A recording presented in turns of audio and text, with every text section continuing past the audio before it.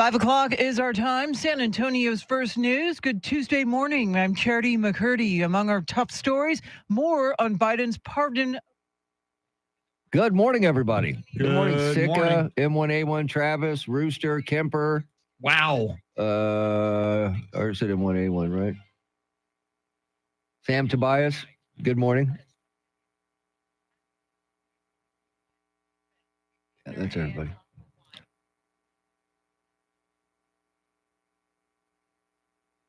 My goodness. Snow on the ground. Wow. Where? What's snow, Sika? She's, I think, Tennessee area. Where are you at, Sika? My goodness. Yeah, I'm not a big snow fan. No, I'm glad I don't live in it. Yeah, amen to that.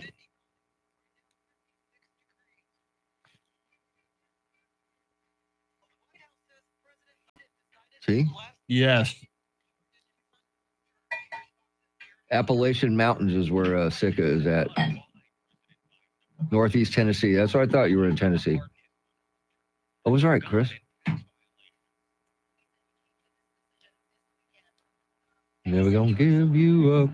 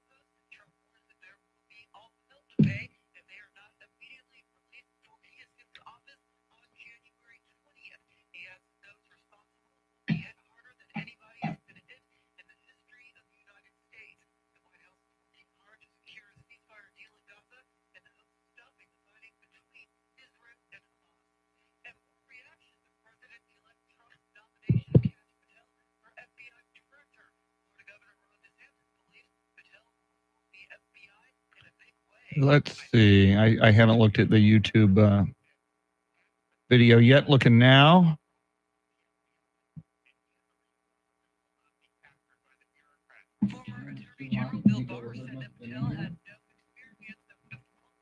Nico LaHood comes in and messes with our cameras. But he's got great suspenders. Have you noticed? Yes, great. Have you noticed the suspenders? M1A1 Rooster, Travis, Sikapolin, Kemper. Welcome in, everybody.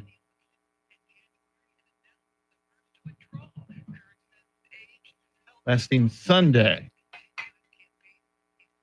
Wearing pajama pants. That's not good. No. First of all, you should never leave your house in pajamas. Yeah.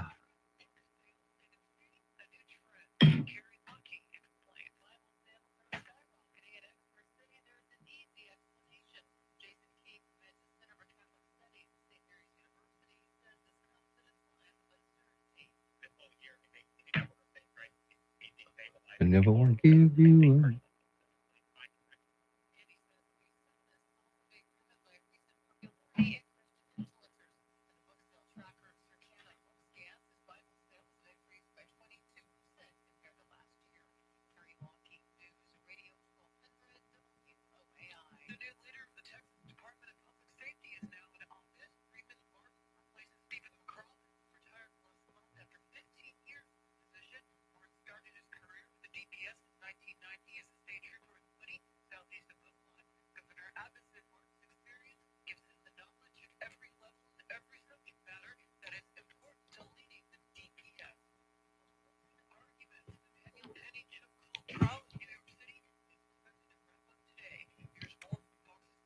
Oh.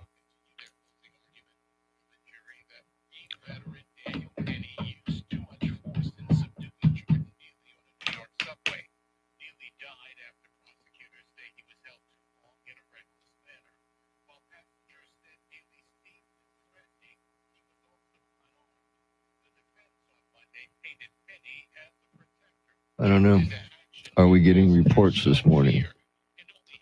Say what? Yes. Maria Miller. Ah, beautiful.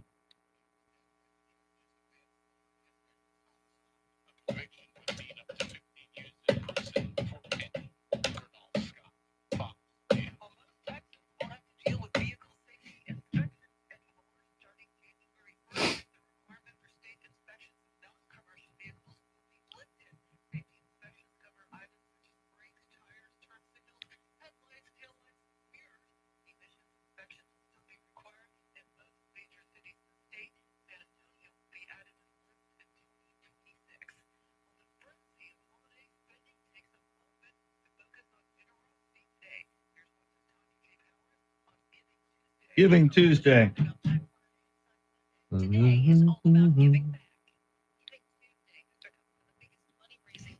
I wonder if our talkback participant Tuesday, Giving Tuesday. And see, it's We not should always about charity, is it? Give to Tuesday and give to charity. Never want to. That's interesting. It is. 2012.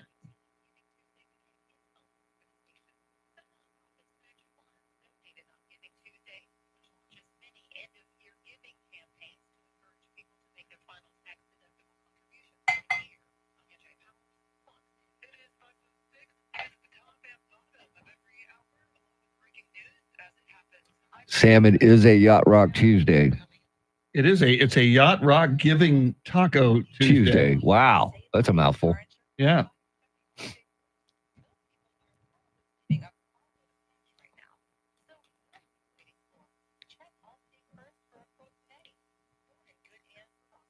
Do-do-do-do-boo-boo-doo. Do-do-do-do-boo-ba-doo.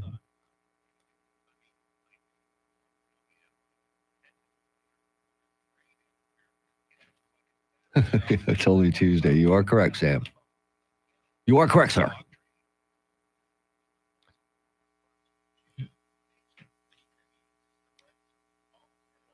Oh, man.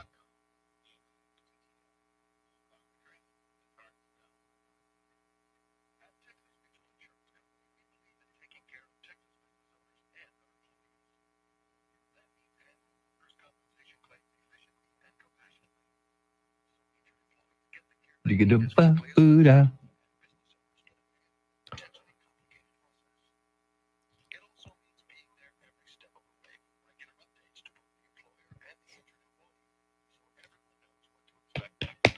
Oh.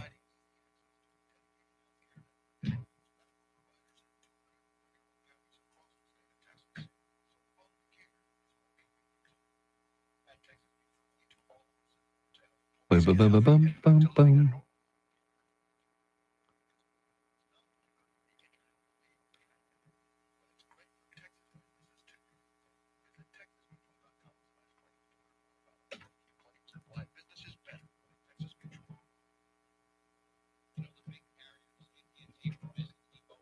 Oh.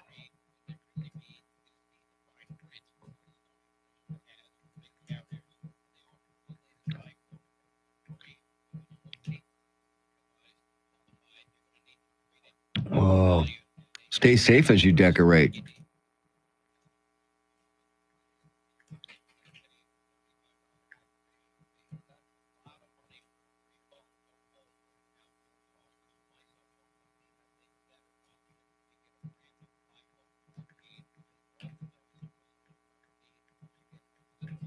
Mm-mm-mm-mm-mm.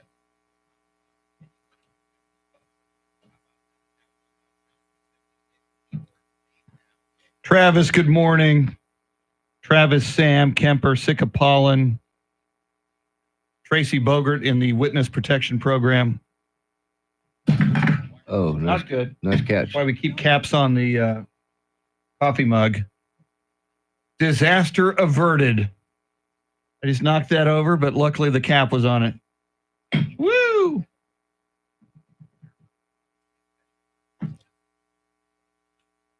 "22 days until Christmas."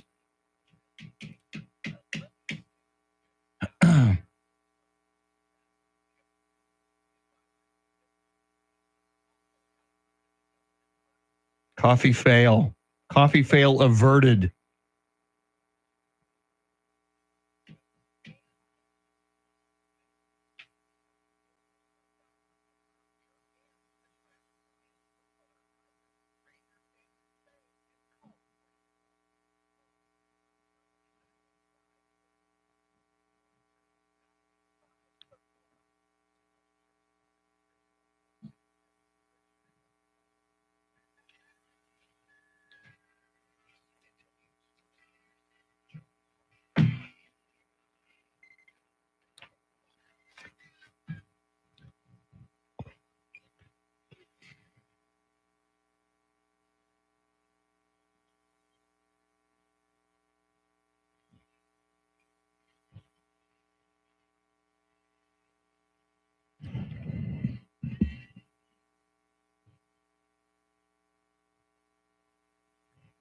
Welcome into this beautiful day, Tuesday, December 3rd, 2024. 22 days until Christmas. Wow. 48 days until Inauguration Day. 68 days until Super Bowl 59. Mr. T says that will be the Detroit Lions versus the Buffalo Bills. And 199 days until Mr. T and I celebrate the first day of summer 2025. And Charity, it's a little chilly out there this morning, so summer can't come quickly enough. Yeah, and there's some rain in the forecast, some showers moving through the area, so you'll need your rain jacket as well, Chris. Can you handle it? Can you handle both? It won't be easy, but I'll find a way. Yeah, what is rain? I've heard it. I've heard of it. Yes. Yeah. It makes a rare appearance. We did go through, I know we went over 40 days without rain. Yeah. Recently. Yeah. 40 So, days and 40 nights, Chris. 40 days, it was biblical. Yes. That Very much whole so. anti-rain drought thing going on. Lots going on today. We're all over more fallout over President Joe Biden's pardon of his son Hunter. Today's a very, very special Tuesday, not because it's a Yacht Rock Tuesday, which it is, not because it's a Taco Tuesday, which it is, but there's another reason why this is a very, very special Tuesday. We'll talk about that coming up. But first, let's get you caught up on traffic and weather together.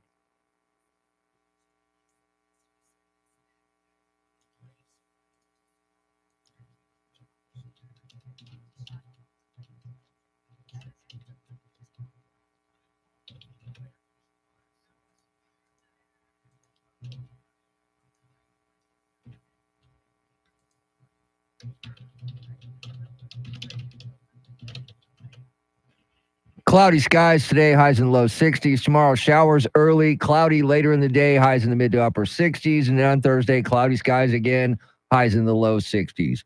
54 degrees in Leon Valley, 51 in China Grove, and 52 here at the Radio Ranch. WOAI News Time, 5:13.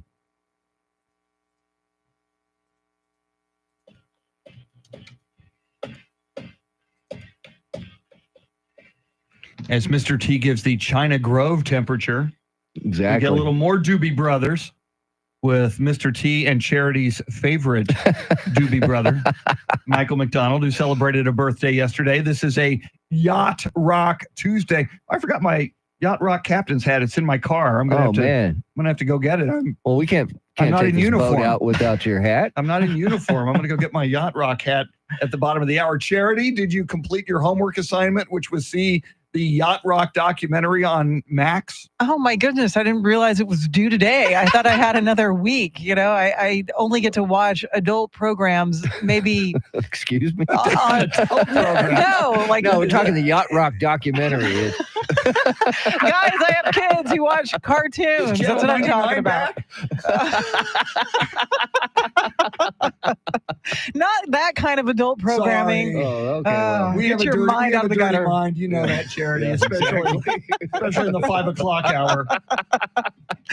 So I thought I had more time, basically. Okay. Okay. So you're gonna have to stay after class and bang erasers. Yeah. Did you ever have to do that? No. I did have to, at I Glen did. Oaks Elementary School, Yeah. I had to bang the erasers. Mary Hall Elementary School, yes, on more than one occasion, Yeah. Chris. So that's all about creating dust clouds, chalk clouds. Yes, That's- we were what's the point? messing up the ozone level. And you're probably, as a back kid, there. you're breathing that into your lungs.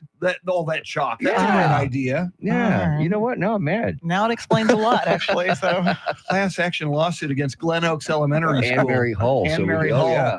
So Mary Huller, I always thought Mary Hall. No, it's Mary Hall. It's Hall, Hull. as in Bobby Hull. Yes, the and, hockey and the player. Roadrunners. We were the Roadrunners. Wow. Yeah. Ahead of your time. Yes, way ahead of our time. We were the Glen Oaks Owls. Okay. Charity, what was your elementary school? Or one of them? You were in the Air Force at the time. I don't even know. You don't remember your No. You don't remember one of your elementary schools? I mean, I remember their names. Yeah, I think it okay. was the Hamilton Hawks, actually. Hamilton there you Hawks, go. there you okay, go. Okay, all a right. hawk, an owl, and a roadrunner. Okay. All bird I related. know. I was going to say. What about your middle school? Middle school was the Pat Neff Texans. Really, we were the Anson Jones Cougars. Oh, cougars. Yeah. See, you would grow to appreciate cougars. Yes, I would. Later in your Charity? life. Rohawk, baby. You know, the That's middle right. school is combined with the high school Oh, back in okay. the day. I don't know if it still is, but yeah. Still bird related for charity. I know. Yeah. Yeah. She went. It says you from a hawk to a rohawk. Yeah. So the same bird, a little actually. hawk isn't it? related. Yeah, but the Rohawk is a hawk on a rocket with a Yeah. bolt of lightning. Wow. Yeah. There you go. And it's talon. Yeah. That's Okay. a serious hawk. Yeah. Rohawk. Don't mess Don't with mess us, with yeah. that hawk. Coming up, it is a very, very special Tuesday, and we want you to participate in it. We'll talk to you about that, and we'll ask you a talkback question coming up. WOAI News Time, 5:16.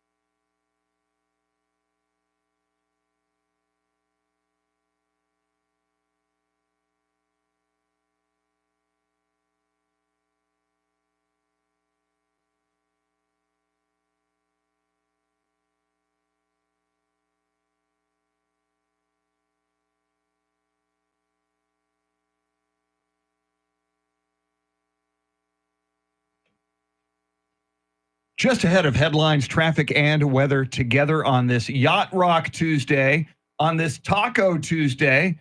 But as we mentioned, there's another reason why this is a very, very special Tuesday. And Mr. T, you've got some music to help us out with that. Happy Giving Tuesday. Giving you all! Give a little bit. Give it away, give it away. Give it all! Give it away, give it away, give it away now. Never gonna give you all we are saying. Want to give it a try? It can be really fun. We got rickrolled on that Yes, for a we did. moment. It's been in my head since I listened to it earlier. Charity, it is Giving Tuesday. We got a question for the people in just a moment. But first, Charity, what stories are you tracking? President Biden's pardon of his son is drawing bipartisan backlash. City Councilman John Courage drops his bid for mayor, and CPS Energy is making preparations for the winter months ahead. Right now, traffic and weather.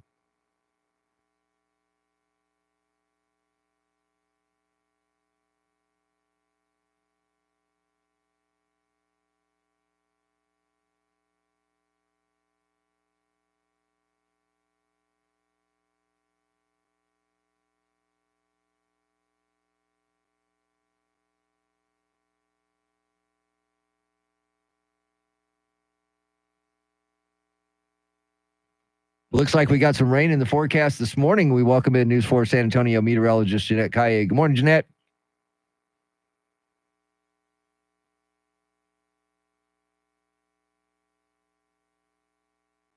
Yeah, it's not the Wednesday before Thanksgiving. Wow. Today, showers this morning, cloudy this afternoon, highs in the low 60s. It's 52 degrees here at the Radio Ranch. WOAI News Time 521. That was different. I flashed back to Thanksgiving thinking, all right, I'm off the next 4 days. Cool. Why is Charity here? She's supposed to be in San Diego. Yeah. We just Wild. time warped into the future, into December 3rd, and here we are. Charity. It's the 5 o'clock hour. Only 7 people are listening. Yeah, but they should know there are scattered showers in the forecast this morning. It'll be cloudy this afternoon with a high in the Didn't I low just say that? 60s. Yeah, I'm just making sure. Well, because I don't know. There's this time warp I'm in. I don't know what day it is right We will now. underscore. We will underscore that. And we will underscore today is Giving Tuesday. If you were listening to the news at the top of the hour, it started in the year 2012 in New York. And Charity, we have a question for the people this morning. On this Giving Tuesday, we want to know, what are the causes that are near and dear to your heart? We're hoping people open up their hearts and their wallets on this Giving Tuesday. So let us know on the Talkback feature on the free iHeartRadio app. Where do you plan to donate to? What great causes in San Antonio, nonprofits? Just look for the red circle once you launch the iHeartRadio app.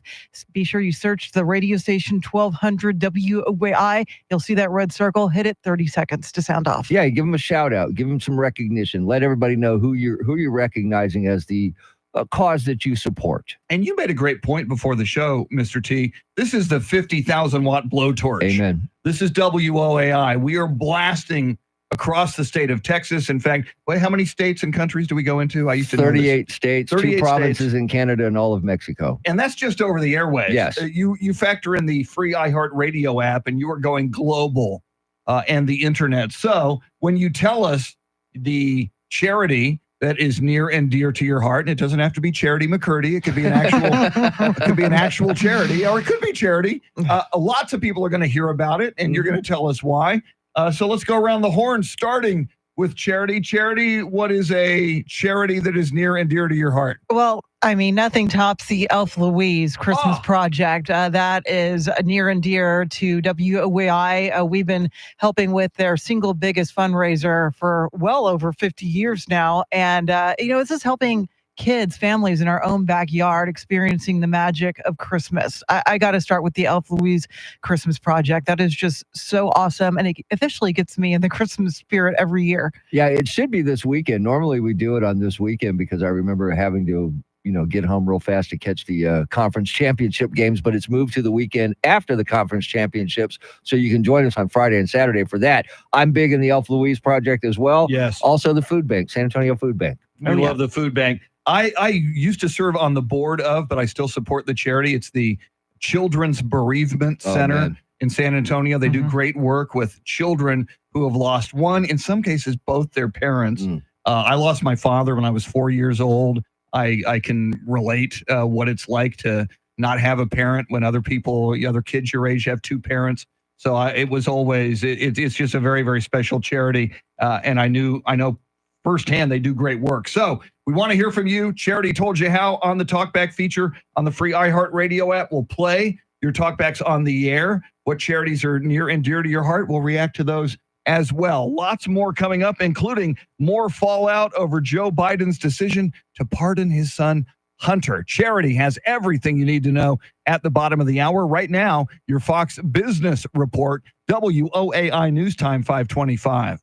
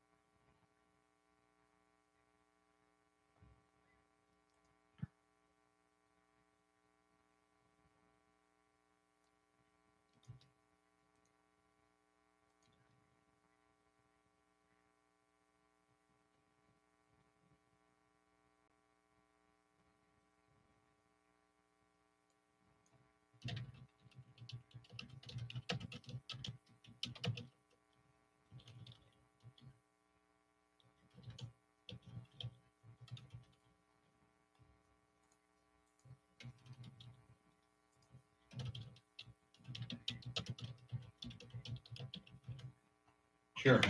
Good morning, Wendy. That's right. We are here as the emergency alert station is what we do. In case the world ends, we can let everybody know that their time is up. And Wendy knows radio. She does. Citing KGO San Francisco, KOA Denver. Yep.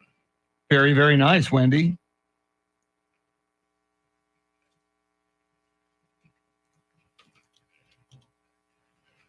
Yes, that is correct, Travis. Thank you.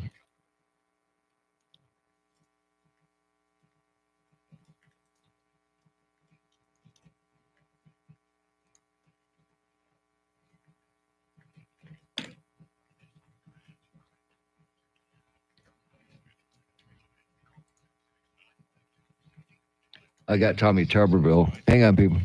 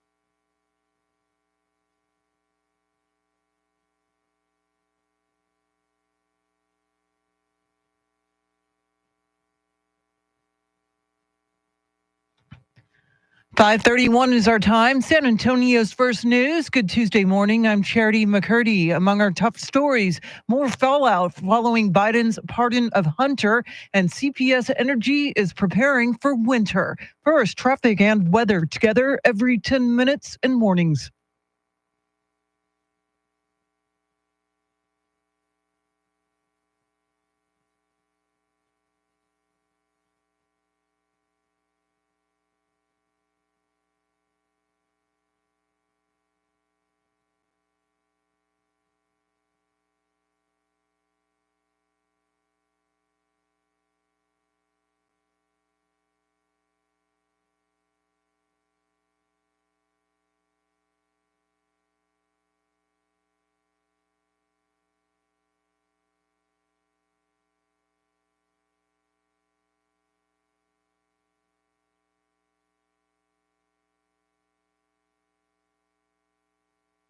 Your Tuesday forecast, scattered showers this morning, cloudy this afternoon, a high in the low 60s. Tonight's low near 55. Right now, 55 degrees.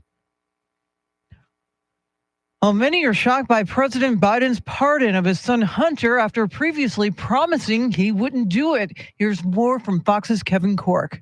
He lied, plain and simple. That is the view of a growing number of pundits and politicians, absolutely pummeling the elder Biden for proclaiming again and again that, yes, he would resist the temptation to pardon his son, only to spectacularly go back on his word. And while a White House official told Fox News Digital that, quote, a wide range of legal experts have pointed out this pardon is indisputably within his authority and warranted by the facts of the case. And users on X have created a community notes underneath President Biden's saying no one is above the law. Tweet from Biden. President-elect Trump says he's headed to Paris this weekend. In a Truth Social post, Trump says he'll travel Saturday to attend the reopening of Notre Dame Cathedral, which has been fully restored after a devastating fire 5 years ago. And there continues to be shockwaves on Capitol Hill after Trump named Kash Patel as his nominee to lead the FBI. Fox's David Spunt reports. The nomination of Kash Patel to be FBI director is a signal from President-elect Trump. He wants the highest federal law enforcement agency dramatically transformed, with a focus on tackling crime, migrant gangs, and human and drug trafficking. Patel is a former national security prosecutor and Defense Department official. As a House Intelligence Committee lawyer, he authored the so-called Nunes memo, claiming the FBI improperly obtained a warrant to surveil former Trump campaign aide Carter Page. While making his announcement, Trump called Patel, quote, an advocate for truth, accountability, and the Constitution. Patel had advocated for the closure of the FBI's Washington headquarters and a reduction in its powers. CPS Energy says they're ready for whenever winter weather strikes again. They say they have completed all the necessary planning and maintenance to ensure reliable service to avoid issues experienced last winter. We know exactly what we had trouble with that last time, and we're protecting it a lot differently. We've changed out equipment that we can't use anymore, relays and things that, that didn't work exactly the way they should have. President and CEO Rudy Garza tells reporters CPS has made their system that controls rotating outages more robust and will invest $20 million toward tree trimming efforts. A proposed Texas Senate bill would make clear that internet lottery sales are illegal in Texas. Currently, independent companies can skirt a state law prohibiting the purchase of lottery tickets over the phone. The companies act as brokers who take online orders from players who don't buy the tickets at an actual store. State Senator Bob Hall, a Rockwall Republican, says a single buyer can use a phone app to buy tickets online as part of a huge bulk purchase by a company, greatly increasing the odds of winning. For some families, buying a Christmas tree at a big box store is simply not good enough. Beth Myers has more. There's growing demand for the experience of chopping down a live Christmas tree, strapping it to your car, and hauling it home. Jeffrey Seiler runs a tree farm in Seguin, and he says they'll give you a saw and let you go to work. There's little kids that sometimes can cut them with these, and then there's big old men that sometimes have trouble cutting them. He says they're so busy, they're likely only going to be open for one more weekend. In addition to families looking to make memories, he says farms like his are slammed with social media influencers looking for a fun video. I'm Beth Myers. News Radio 1200 WOAI. Well, a Houston company that underwent a spectacular scandalous collapse may be attempting a comeback. Enron declared bankruptcy 23 years ago, throwing more than 25,000 people out of work. Enron launched a media blitz yesterday, including a full-page ad in the Houston Chronicle, at least 2 billboards, and a promotional video. The company is a new website that offers merch and career opportunities. It is 5:37. Now with breaking crime news from around the country, here's Nancy Grace.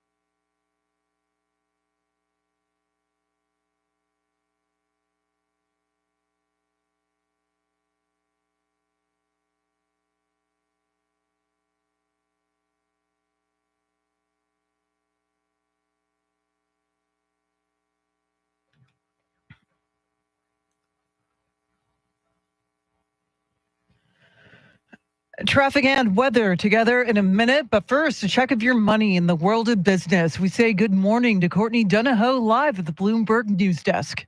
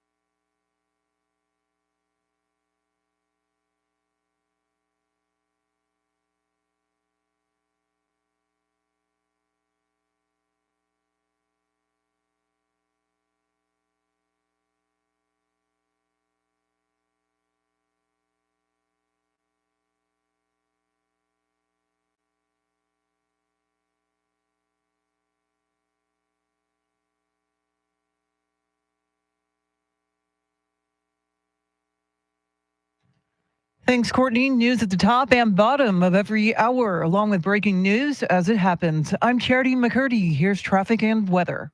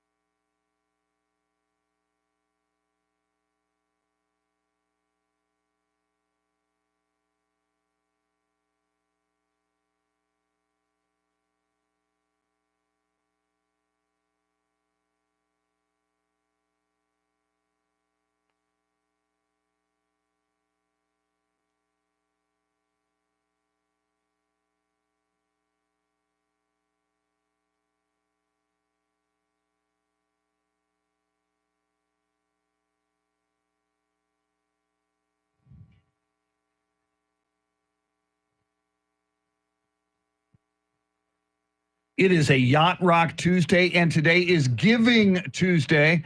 Coming up this half hour, we'll hear from you on our Talkback feature. What is your charity of choice? What charity do you give to? Give them a shout out on the 50,000 watt blowtorch, and a lot of people will hear that, and hopefully someone will be moved to do as you do and give to that charity. Meanwhile, the announcement or the news dropped Sunday night at 6 p.m. President Joe Biden pardoning his son Hunter, and fallout continues. And now both sides of the aisle are criticizing that move by President Joe Biden. Here's Alabama Senator Tommy Tuberville. If it was my son, I'd pardon him too. But here's what I didn't like. Don't lie to us. Don't tell us you're not going to do it and then do it. Amen. That's what we were talking about yesterday. And even on the Democratic side, Representative Greg Stanton of Arizona says, quote, I think he got this one wrong. This wasn't a politically motivated prosecution. Hunter committed felonies and was convicted by a jury of his peers.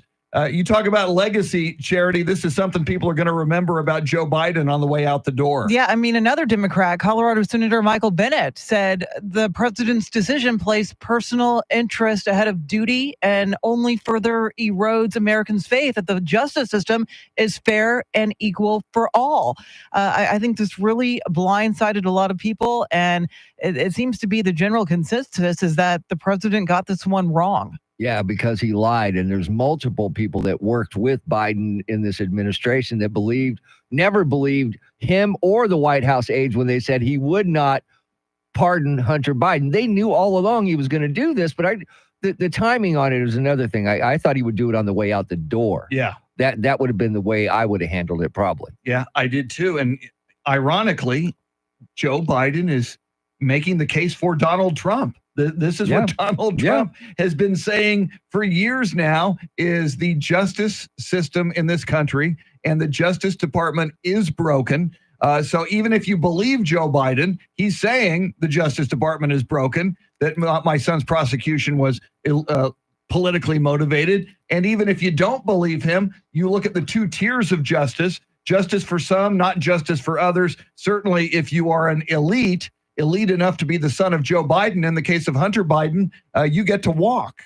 And just like, we couldn't believe the promise the president made, I'm sure some are doubting that he came to this decision over the weekend, because that's what Press Secretary KGP is saying, that he made the decision over the Thanksgiving weekend. Yeah, I'm not buying that either, Charity. I don't believe that. But and this is completely different from the Donald Trump lawsuits where the smoking gun wasn't him having pictures of himself online or on his computer, smoking crack with, prostitutes, all that. He gave them all the evidence. Yes. Hunter Biden gave them the evidence to convict him. So how is that politically motivated? Yeah, and you talk about those photos on Hunter Biden's laptop. It goes all the way back to the 2020 election, when that story was quashed, when so many media outlets said that story's fake, that story is not real. And you talk about how close the 2020 election was. You could argue that could have very much swayed that election. We'll continue to talk about and react and bring you the latest. And there will be more on this story, because so many people on Capitol Hill now, Democrats and Republicans, reacting negatively to Joe Biden's decision to pardon his son, Hunter. Coming up, we'll go back in time with Flashback. You can try to figure out, as we will, what year we land in. And before the top of the hour, our talkback question for you this morning on Giving Tuesday: what charity is near and dear to your heart? What do you give to? And what would you like other people to give to on this Giving Tuesday? WOAI News Time 545.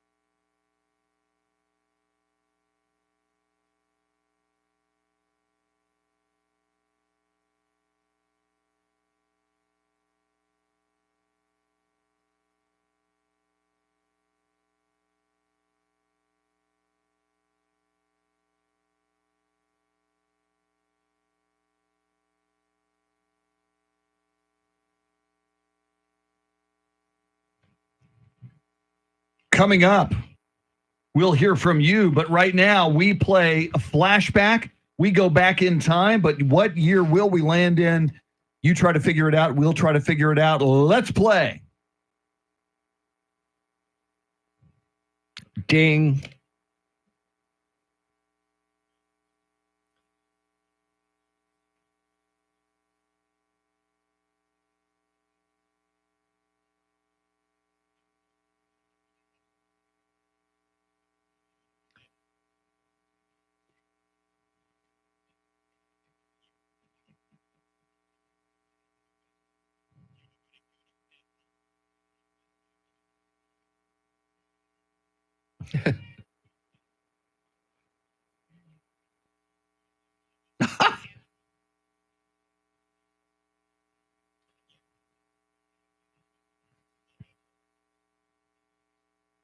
Mr. T, not only did you ding very early, but you're a huge R. Kelly fan. I am the biggest R. Kelly This fan should be in right in the your world. Yes, wheelhouse. 1996. 1996. Charity, do you concur? I do. Let's find out.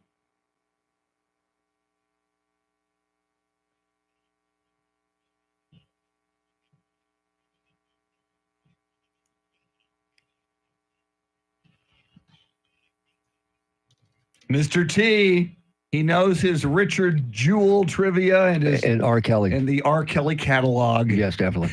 Charity McCurdy, what stories are you following?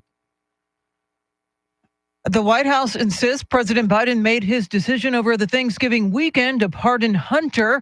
Senate Democrats hold their leadership elections on Capitol Hill today.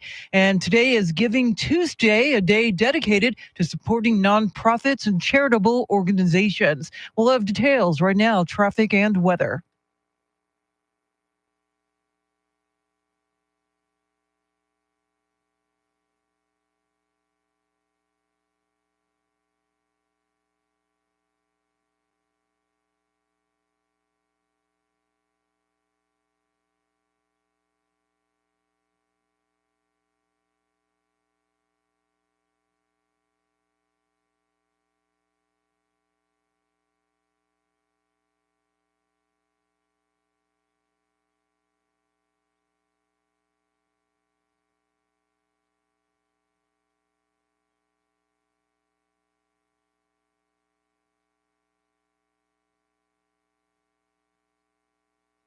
Showers this morning, cloudy this afternoon, highs in the low 60s. Tomorrow, slight chance of showers early with clouds later in the day, highs in the mid to upper 60s. And on Thursday, cloudy skies, slight chance of a shower, highs in the low 60s.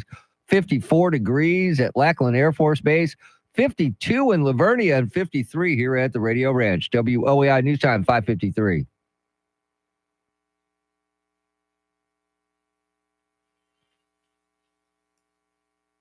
Toto on a Yacht Rock Tuesday.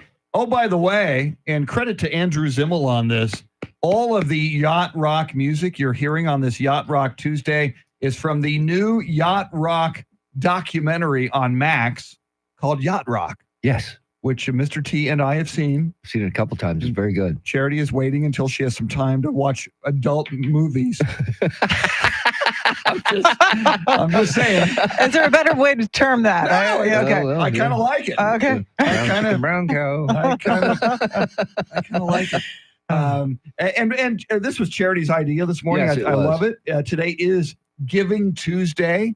So our talk back question for you this morning is, what charity on Giving Tuesday is near and dear to your heart?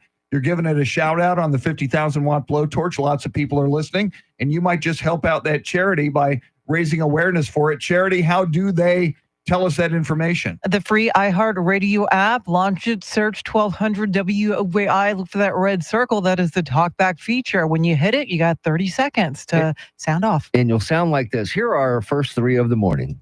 Hey, good morning, Tim, Chris, and Charity. Hey, it's Rooster. Yeah, every time at this year when they do that fundraiser for the children's shelter, I donate some money towards that. I feel that I'm blessed and I'm very grateful for the family I have and my grandkids, and we're all doing well. So if I can give something in return to those who in need, that's where I go to, is the children's shelter. You guys have a great day, Rooster. Good morning, WOAI and San Antonio community. This is Bellarmino, and our son Luke is very appreciative of the Down Syndrome Association of South Texas, a very worthy nonprofit here in San Antonio that supports all the counties around Bexar County, including Bexar County. So give them a shot. DSATX. Thank you very much. Take care. Hey guys, Stephen from Lotto. My favorite charity is St. Jude's, the children's hospital that never makes families pay. I just love the work that they do. That's my favorite charity. Okay, what is Frosty's favorite relative, or who is? Antarctica. And what's a Mexican dish that snowmen love? Burrito. All right, I'm going to let y'all go so Charity has time to watch her adult programming. Have a great day. Charity is catching on. Oh, okay. Well, is there a rating for that Yacht Rock documentary, by the way? 2 thumbs up. No, but I mean, is it PG rated? I think it's G. I Well, don't know. there's a couple F-bombs in there. Somebody yeah. gives Michael McDonald a middle name, and it starts Yes. with an F. Yes. Okay. Yeah. And then there's Donald Fagen at the end who hangs up on the guy and tells him to go someplace. Well, as we listen to that montage, Luke's favorite charity, the Down Syndrome Association of South Texas. What a wonderful organization. And I love what Rooster said. He said, I feel that I'm blessed. Yeah. So I like to give to people who could use another blessing. That was very, very cool of Rooster. Yeah, it's, kind of is what the Christmas spirit's all about. The Amen. Giving Tuesday that takes place the first Tuesday after Thanksgiving leading into Christmas. That's what it's about. Giving to others, thinking about what your situation is and how you may be in a better situation than others and helping other people in your own community. I mean, this is the future of San Antonio right here, and we're making it happen. Amen to that. Charity's got all the big stories you need to know about at the top of the hour. We'll move into the big 6 o'clock hour coming right up. WOAI News Time 557.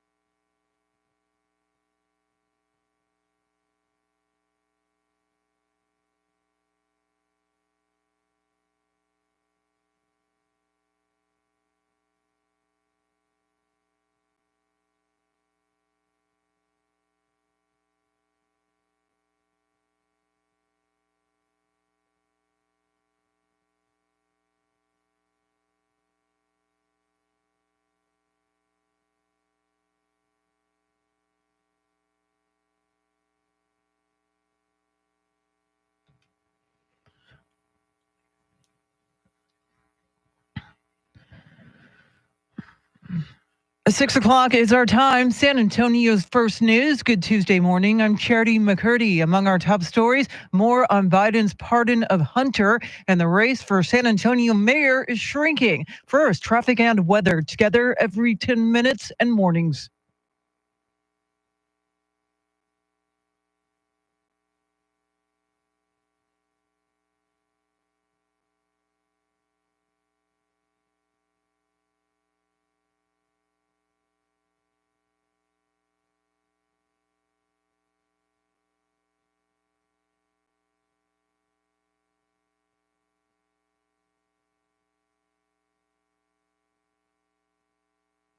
Your Tuesday forecast, scattered showers this morning, becoming cloudy this afternoon, a high in the low 60s. Tonight's low 55, right now 55 degrees.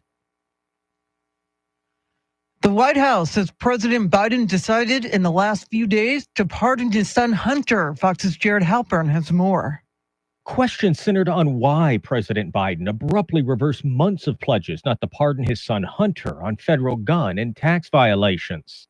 He said he came to this decision this weekend, and he said he wrestled with this. White House Press Secretary Karine Jean-Pierre says it's not true the president misled Americans about stepping into a Justice Department prosecution. Two things could be true. You can believe in the Department of Justice system, and you could also believe that the process was infected politically. Even some of the president's allies in Congress are criticizing the pardon. Michigan Democrat Gary Peters says it erodes trust in government. In Washington, Jared Halpern, Fox News. President-elect Trump is warning Hamas to release the October 7th hostages. In a True Social post, Trump warns that there will be all hell to pay if they're not immediately released before he assumes office January 20th. The White House says it's working hard to secure a ceasefire deal in Gaza in the hopes of stopping the fighting between Israel and Hamas. More reaction to Trump's nomination of Kash Patel for FBI director. Florida Governor Ron DeSantis believes Patel will reform the FBI in a big way. I think you do owe the president a great deal of deference on his picks. Kash Patel understands the problems with the FBI, and he is a reformer that will not be captured by the bureaucrats. Former Attorney General Bill Barr has said that Patel has no experience that would have qualified him to serve in FBI leadership. Patel has called for a comprehensive house cleaning of government workers who are disloyal to Trump and has promised to try and prosecute some news reporters.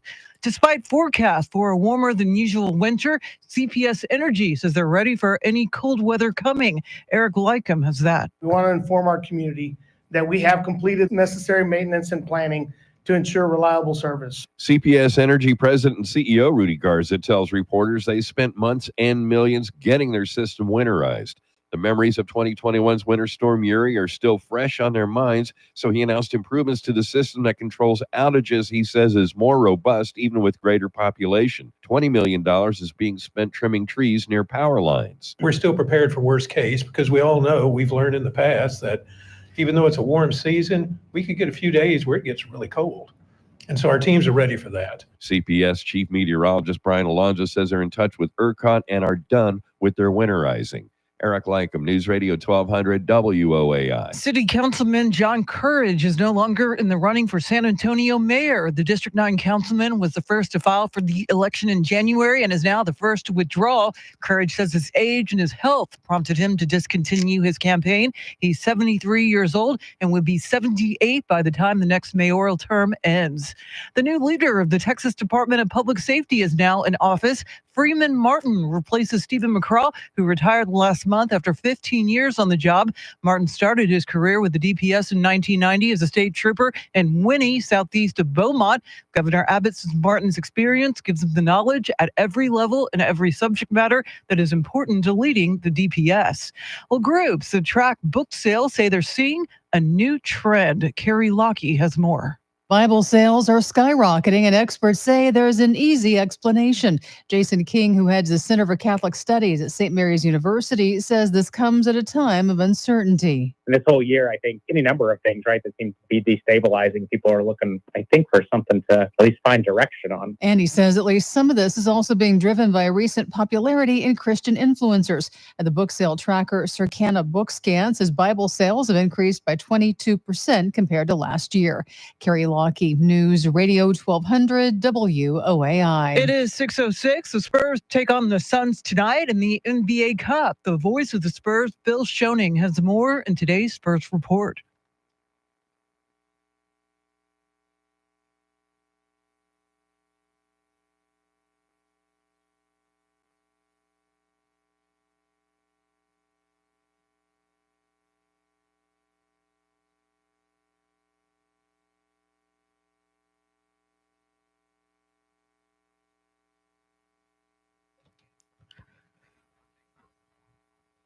Thanks, Bill. News at the top and bottom of every hour, along with breaking news as it happens. I'm Charity McCurdy. Traffic and weather coming up.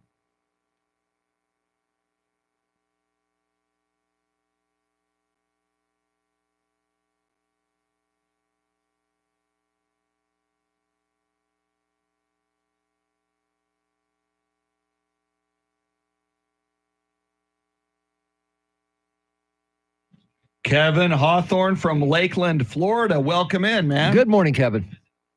How the heck are you? Woo! Connie Chambers, good morning. Jacob C. Hernandez, good morning. Travis, good morning. Sika, good morning. Rooster, we know you're there. Good morning.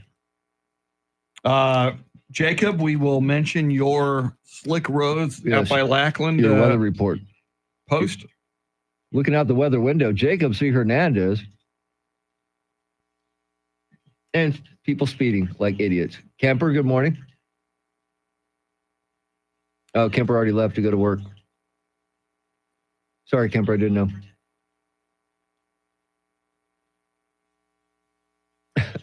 Some movie suggestions for charity. Old School, Caddyshack, Ernest Goes to Camp, Uncle Buck, and Tommy Boy. She likes adult programming, sir.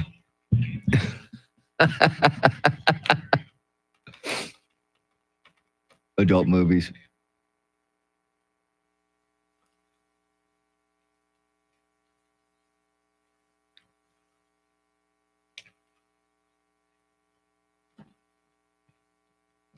If you're on the chat right now and you have not subscribed to our YouTube channel, please do so. We are 2 away from hitting 1,000. Yeah, we're at 998 subscribers currently. It'll make Andrew feel really good if you can get those last 2 people to subscribe. Come to think of it, I haven't subscribed. Have you? I do believe I have. I'll check it. Well, I'm going to do it right now. I'm pretty sure I have. Okay. Oh, nice. Thank you for that. I just subscribed and it didn't update. Here we go. Maybe you were already subscribed. No, I don't think so. Yep, $9.99. We're 1 away, people. 1. And that would be me. I just subscribed. You did too? I thought I was already subscribed. All right, we should have 1,000 then. Hang on. Refresh it. 1,000. 1,000. 1K. Very nice. Woo! It was me and you. we put us over the top. Nice. I like it. Woo!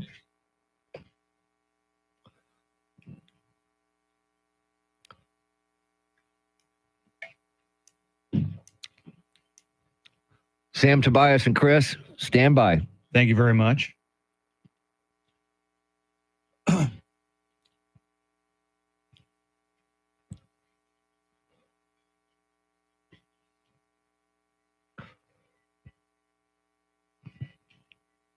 San Antonio's first news on a Yacht Rock Giving Taco Tuesday.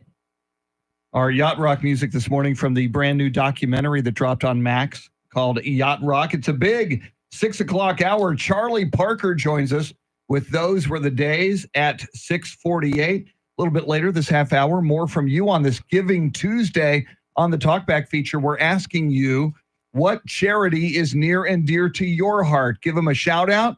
Hopefully more people will be inspired to help that charity out. And coming right up, weather, rain in the forecast, and we're getting reports of rain around the city. We'll talk about the weather coming right up. Speaking of the weather right now, let's get you caught up on traffic and weather together.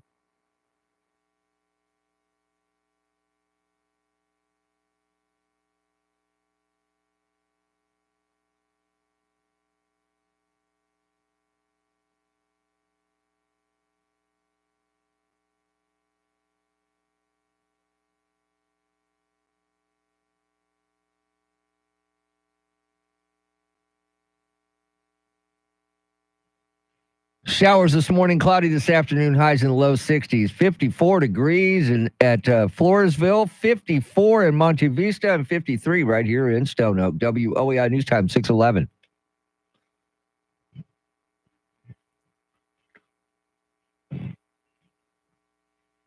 San Antonio's first news on a Yacht Rock Tuesday, but more importantly today, it is Giving Tuesday. More on that coming up at 6:20 as we listen to more of your talkbacks as we're asking you what charities you support. Weather is a big story today in San Antonio and South Texas. You've been listening to our weather forecast throughout the morning.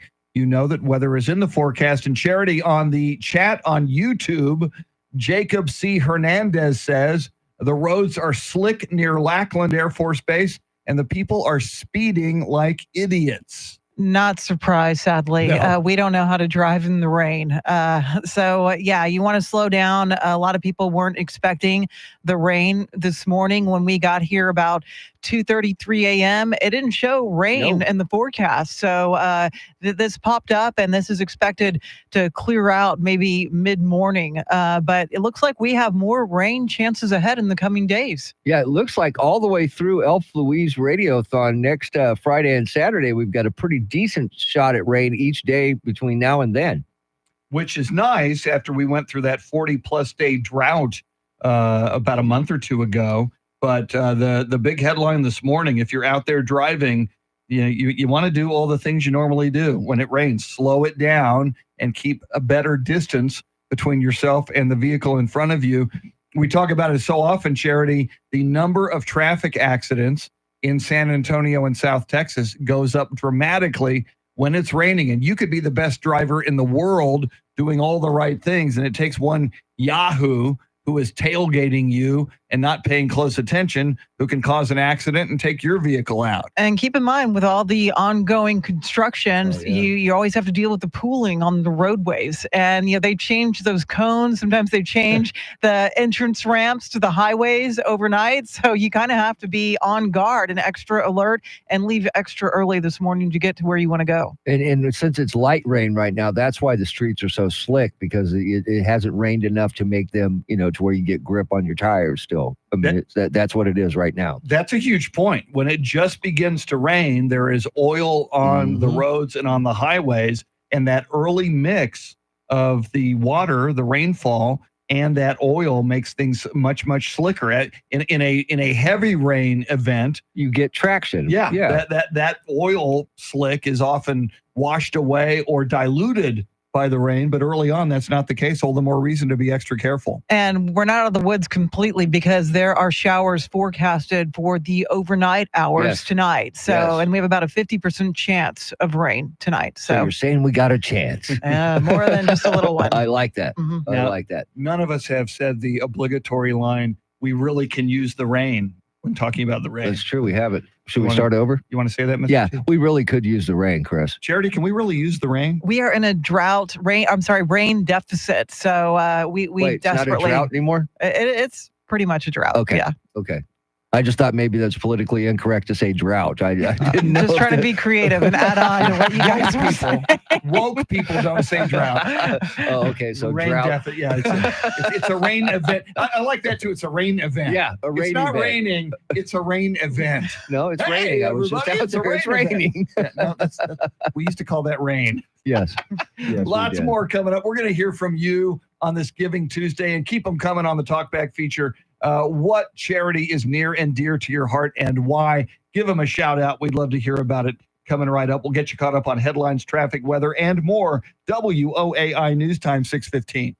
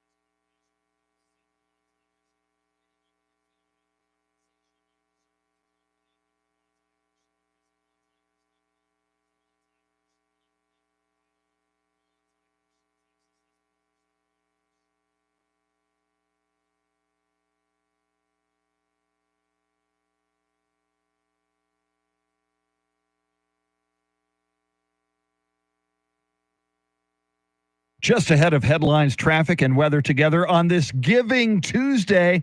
We're going to hear from you what charities are near and dear to your heart on Giving Tuesday. And Mr. T, you got a little ditty for us. Happy Giving Tuesday. Give it your all. Give a little bit. Give it away. Give it away. Give it all. Give it away. Give it away now. Never gonna give you all we are saying. Want to give it a try? It can be really fun. A slight rickroll there. Slight. Yes. Hope nobody was offended by that. Charity, what stories are you following? The White House is denying President Biden lied when he previously said he would not pardon his son, Hunter. Councilman John Courage is dropping out of the race for mayor, and the new year will bring an end to most vehicle safety inspections. We'll have details right now, traffic and weather.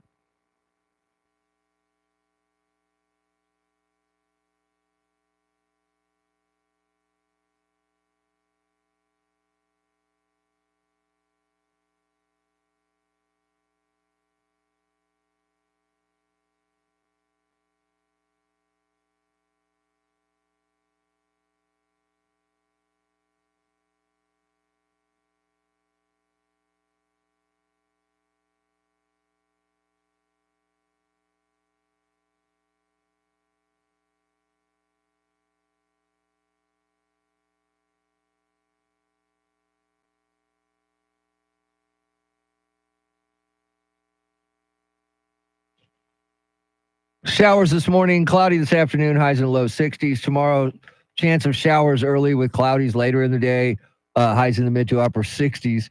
Thursday, cloudy with a slight chance of showers, highs in the low 60s. 54 degrees at the Pearl, 54 in the Randolph Air Force Base, and 53 right here in Stone Oak. WOEI News Time 622.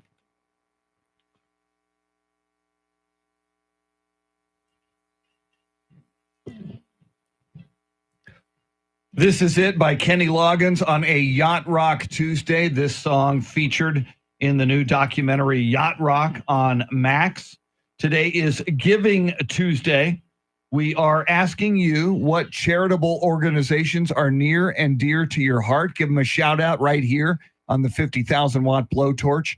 Charity McCurdy, how do they do that? The free iHeartRadio app. You get it, launch it, search 1200 WOAI, and you look for that red circle at the top right-hand corner of your screen. That is the talkback button. Hit it. 30 seconds to sound off. Yeah, here is just a few. Good morning, guys. The local charity that we love to support is Operation Triage here in the San Antonio area. The gentleman runs it by himself. We assist, and he helps our disabled veterans and first responders in this community. That's who we like. Good morning. A charity that is so close to my heart is the Shriners Hospital. My daughter Janice benefited personally when she was diagnosed with a rare bone disease as a child. They do just incredible work. Also, my father was an example for me. This time of year, it is so awesome to give some extra money to an excellent server when you're out at a restaurant. Love that. Have a great day. Good morning, y'all. Bill from East Texas. The charity near and dear to my heart is the DAV. They've helped me and helped thousands of my brothers and sisters. So that's why I give to them. Y'all have a good day. Bill in East Texas and in Military City, USA, most people will know, but in case you don't, DAV, Disabled American Veterans.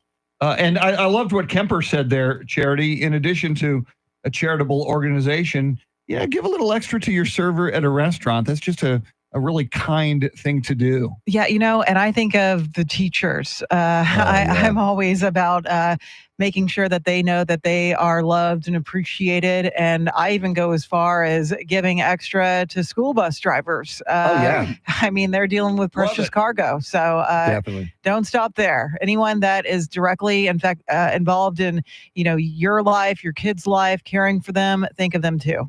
I love that. I love that too, because I remember when my daughters were in school, the school bus driver was somebody that you entrust your kids to. So, helping them out during the Christmas time is always a good thing to do. And my mailman. Mm-hmm. My mailman who delivers my mail right in front of my house and, Yes. and brings packages to my front porch for me, I always take care of him. Very cool. And again, and Rooster said it earlier, he feels blessed. So if you can, you have the means and an opportunity to pass on that blessing to other people. It is the season to do that. And speaking of this season, we mentioned it earlier, but for people just tuning in, next weekend, not this weekend, but next weekend, the 13th and 14th of December is the Elf Louise Radiothon, a big cause for us here at 1200 WOAI. We hope you'll support that as that draws closer as well. Lots more coming up in the next half hour. Charlie Parker with Those Were the Days.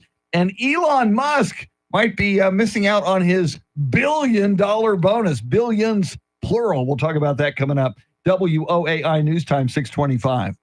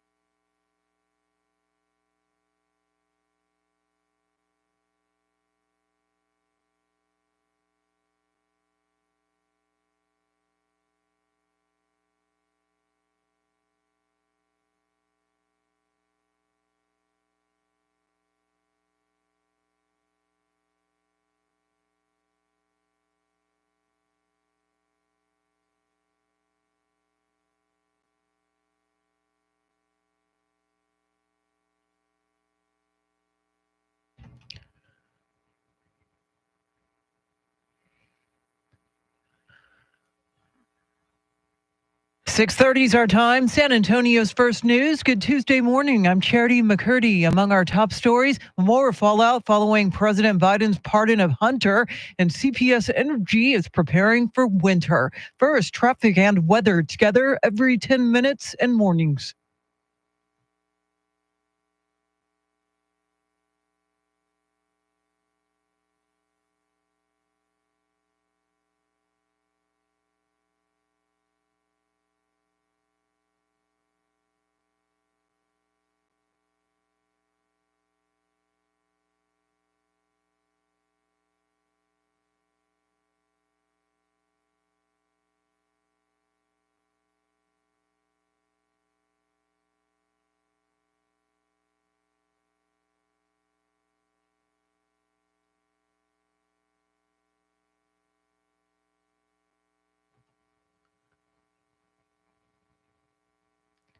Your Tuesday forecast, scattered showers this morning, becoming cloudy this afternoon, a high in the low 60s. Tonight's low 55 with more rain likely. Right now, 55 degrees.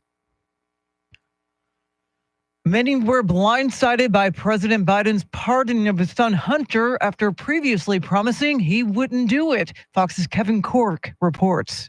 He lied, plain and simple. That is the view of a growing number of pundits and politicians, absolutely pummeling the elder Biden for proclaiming again and again that, yes, he would resist the temptation to pardon his son, only to spectacularly go back on his word. And while a White House official told Fox News Digital that, quote, a wide range of legal experts have pointed out this pardon is indisputably within his authority and warranted by the facts of the case. And users on X, formerly Twitter, have created a community notes underneath President Biden's "No one is above the law" tweet. President-elect Trump says he's headed to Paris this weekend. In a Truth Social post, Trump says he'll travel Saturday to attend the reopening of Notre Dame Cathedral, which has been fully restored after a devastating fire 5 years ago. And there continues to be shockwaves on Capitol Hill after Trump named Kash Patel as his nominee to lead the FBI. Fox's David Spunt has more. The nomination of Kash Patel to be FBI director is a signal from President-elect Trump. He wants the highest federal law enforcement agency dramatically transformed, with a focus on tackling crime, migrant gangs, and human and drug trafficking. Patel is a former national security prosecutor and Defense Department official. As a House Intelligence Committee lawyer, he authored the so-called Nunes memo, claiming the FBI improperly obtained a warrant to surveil former Trump campaign aide Carter Page. While making his announcement, Trump called Patel, quote, an advocate for truth, accountability, and the Constitution. Patel had advocated for the closure of the FBI's Washington headquarters and a reduction in its powers. CPS Energy says they're ready for whenever winter weather strikes. They say they have completed all the necessary planning and maintenance to ensure reliable service to avoid issues experienced last winter. We know exactly what we had trouble with that last time, and we're protecting it a lot differently. We've changed out equipment that we can't use anymore, relays and things that, that didn't work exactly the way they should have. President and CEO Rudy Garza says CPS Investments has made their system that controls rotating outages more robust, and they will invest $20 million toward tree trimming efforts. A proposed Texas Senate bill would make clear that internet lottery sales are illegal. Currently, independent companies can skirt a state law prohibiting the purchase of lottery tickets over the phone. The companies act as brokers who take online orders from players who don't buy the tickets at an actual store. State Senator Bob Hall, a Rockwall Republican, says a single buyer can use a phone app to buy tickets online as part of a huge bulk purchase by a company, greatly increasing the odds of winning. Well, a judge has ruled Elon Musk's massive payout from a company he founded must be revoked. Fox's Lisa Lacera has details. The judge rejecting a request from Musk's attorneys and corporate attorneys for Tesla to vacate her January ruling, where she determined Musk engineered the pay package in what she called sham negotiations. The maximum value initially topped out at $56 billion, but has fluctuated over the years.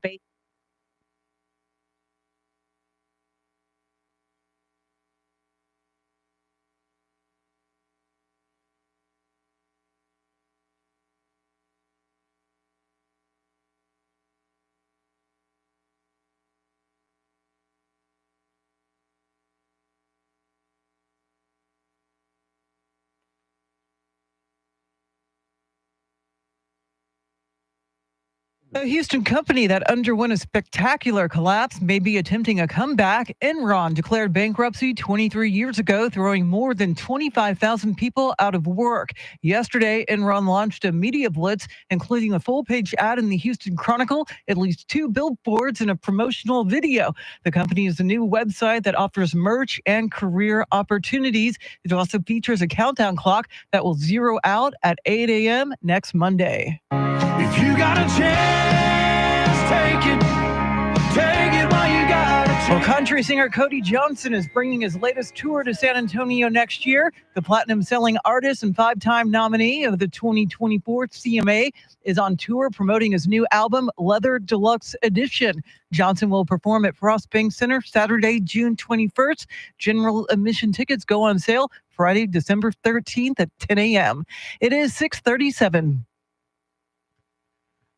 Traffic and weather together in a minute, but first, a check of your money in the world of business. Courtney Donahoe is live at the Bloomberg News Desk.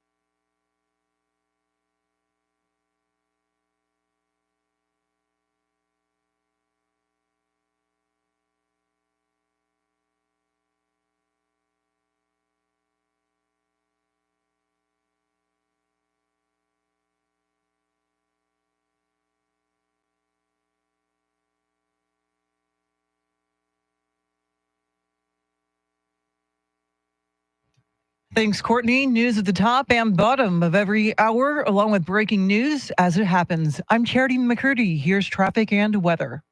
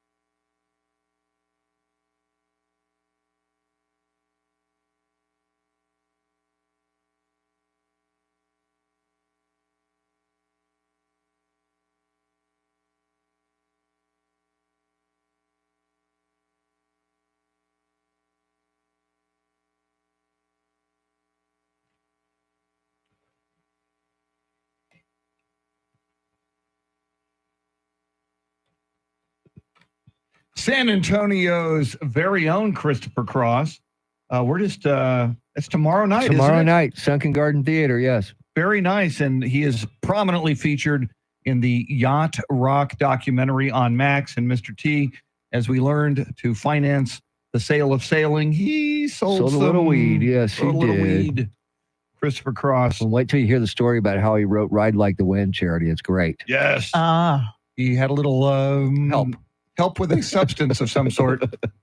You gotta see it to find out. It's the Yacht Rock documentary on this, a Yacht Rock Tuesday and a Giving Tuesday. Charlie Parker coming up with Those Were the Days at 6:48. This is a wild story, and Charity, you were just reporting on it. Elon Musk poised to receive a bonus from Tesla from shareholders. It originally valued at $56 million. Now his pay package worth $101 billion with a B billion dollars but there is a Delaware judge that has rejected an appeal from an earlier decision blocking Elon Musk from receiving this pay package. I don't think Elon's happy about this. No, he's saying that this ruling is, if not overturned, essentially means that judges and plaintiffs' lawyers run Delaware companies rather than their rightful owners, the shareholders. And in a separate post on X, Musk also called the ruling absolute corruption, saying shareholders should control company votes, not judges. And this is one of the big reasons why Elon Musk has moved both Tesla and SpaceX to the great state of Texas, because he doesn't want to deal with Delaware judges. Yeah, and I know that he does not get a cash salary or bonus working for Tesla. Rather than that, he gets stock options, which allows him to purchase millions of Tesla shares for a fraction of their market value. So he's doing smart business, and for him not to be able to get his pay package, it's just criminal. Yeah, and on a basic level, I do agree with that, Mr. T. It's his company. He's the CEO. But on another one, we've seen this story for many, many years. In the last 10, 15 years, the CEO pay for major corporations versus what it was 20, 25, 30 years ago. You compare what the CEO makes to what a rank and file worker makes. I mean, it has gone up exponentially. And I don't recall, Charity, ever seeing numbers like this. A bonus of $101 billion for It's the insane. CEO. Insane. It's his compensation package is officially, I think, considered the largest in U.S. corporate history. So these are big numbers. But apparently he has the backing of the shareholders. I know there was some that were divided over the pay package because they, on one hand, they think Elon Musk is integral to the success of Tesla in the future, while others say that compensation package is just a tad too excessive and could be detrimental to the company's best interests. Well, if that's the case, then, I think he would be smart enough to figure something out to get, what he's owed and still keep the company going. I have faith in Elon Musk, but I'm just wondering, does this judge in Delaware, does she drive a Prius or he drive a Prius? I'm just wondering. That's a great question you just raised, Mr. T. Is he smart enough, Elon Musk? You think about what he's been doing lately, got very, very close with Donald Trump, check. Donald Trump is elected the next president of the United States, check.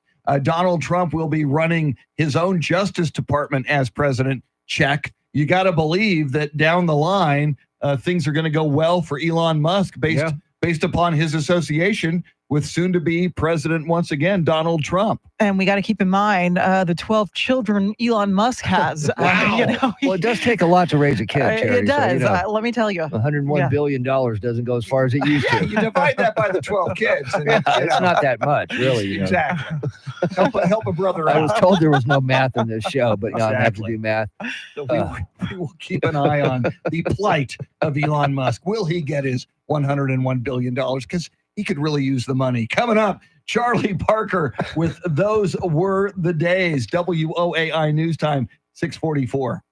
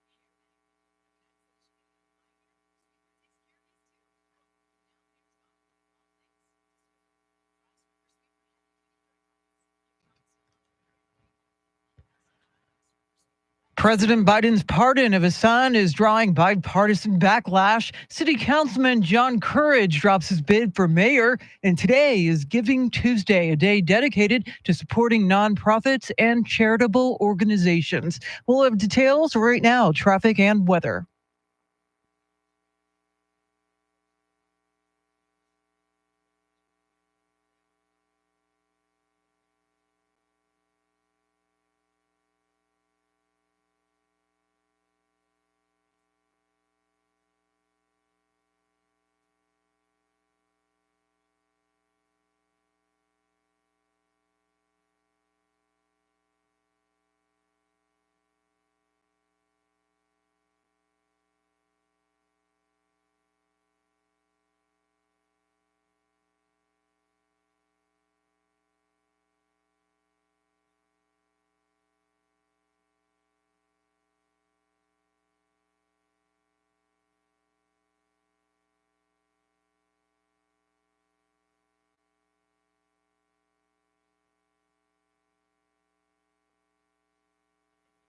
Showers this morning, cloudy this afternoon, highs in the low 60s. Tomorrow, chance of showers early with cloudy skies later in the day, highs in the mid to upper 60s. Thursday, cloudy, slight chance of showers, highs in the low 60s.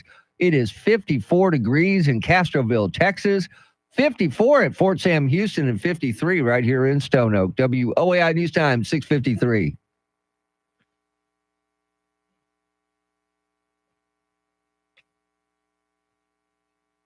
A Yacht Rock Tuesday. All the music you're hearing is from the movie Yacht Rock, the documentary now on Max. San Antonio's first news. Our thanks to Charlie Parker for those were the days. Charlie is in the building, and he will join us at 7:50. Lots to talk about this morning with Charlie Parker. And Charity just reported on it, the bipartisan backlash over President Joe Biden pardoning his son Hunter. And speaking of bipartisan, here is Arizona Democratic Representative Greg Stanton. I'm pretty angry because it's going to be incredibly important that political leaders of both parties stand up for the independence of the Department of Justice. Greg Stanton went on to say, quote, "I think he got this one wrong," meaning Joe Biden. Quote, "This wasn't a politically motivated prosecution. Hunter Biden committed felonies and he was convicted by a jury of his peers." I find it fascinating, Charity, in an era of partisan politics, often people in their party get behind the leader of their party, if it's the president or if it's, the Senate majority leader, whatever the case may be.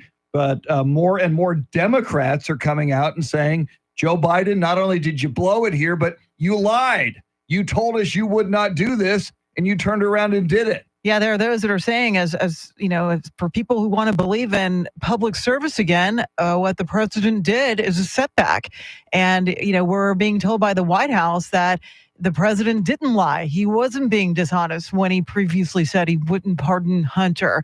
That apparently that he had this epiphany, came to this conclusion over the long Thanksgiving holiday weekend. Again, you wonder how much truth is in that. Yeah, I'm still puzzled by this because we called this before. I thought for sure he would pardon his son. And I'm wondering how much influence did Dr. Jill Biden have in this pardoning of Hunter Biden? Because, if a wife, the mother of the child always, is a little bit closer than the father sometimes, it happens. It happens. I'm thinking maybe she had some influence and that's what changed his mind. I think that's a good point. Even though he did lie to us. He did lie to us. 2 words. He lied. Amen. Earlier we played a soundbite from Alabama Senator Tommy Tuberville, a Republican. And Tommy Tuberville said he understood, like we've been talking about for weeks, if not months here, it's your son. Most people are going to pardon. If you can keep your son or your daughter out of jail, you will probably do that. The biggest problem for me was lying to the American people. And I get it that part of that lie was it was an election year. He began the lie when it was him running against Donald Trump because you wanted to seem like you had more integrity than you actually do. And then he was asked subsequently when Kamala Harris was the Democratic nominee whether he would pardon his son Hunter. And he said, no, he would not. Again, if you could just level with us, if we just had leaders who spoke the truth to the American people, I think that would be better for the whole country. And clearly, in this instance, certainly, Joe Biden failed and I would say betrayed the American people. Yeah, and despite this pardon, guys, there are indications that this is far from over for the Bidens. You got Representative James Comer saying that the House Oversight and Accountability Committee is going to press forward in its investigation into Hunter Biden. He's saying that the charges against Hunter represent only a fraction of his alleged financial crimes. Yeah, but with that blanket 10-year period of a pardon, any crimes that happen in that 10-year period, I don't see how they can, do anything to them if they do find any evidence. And going back to what you said, Chris, a politician that tells us the truth, if he came out and said, look, I know I told you guys I wasn't going to pardon my son, but after thinking about it, he is my son and I'm heading out of office, I'm going to go ahead and pardon him, would you feel better? Well, if he would have had an address to the American people and actually talked about to it like explain it, he dropped essentially a press release and a tweet and a social media post at 6 p.m. San Antonio time, 7 p.m. DC time on Sunday night. I think that was a weaselly way to do it. We talked about it yesterday.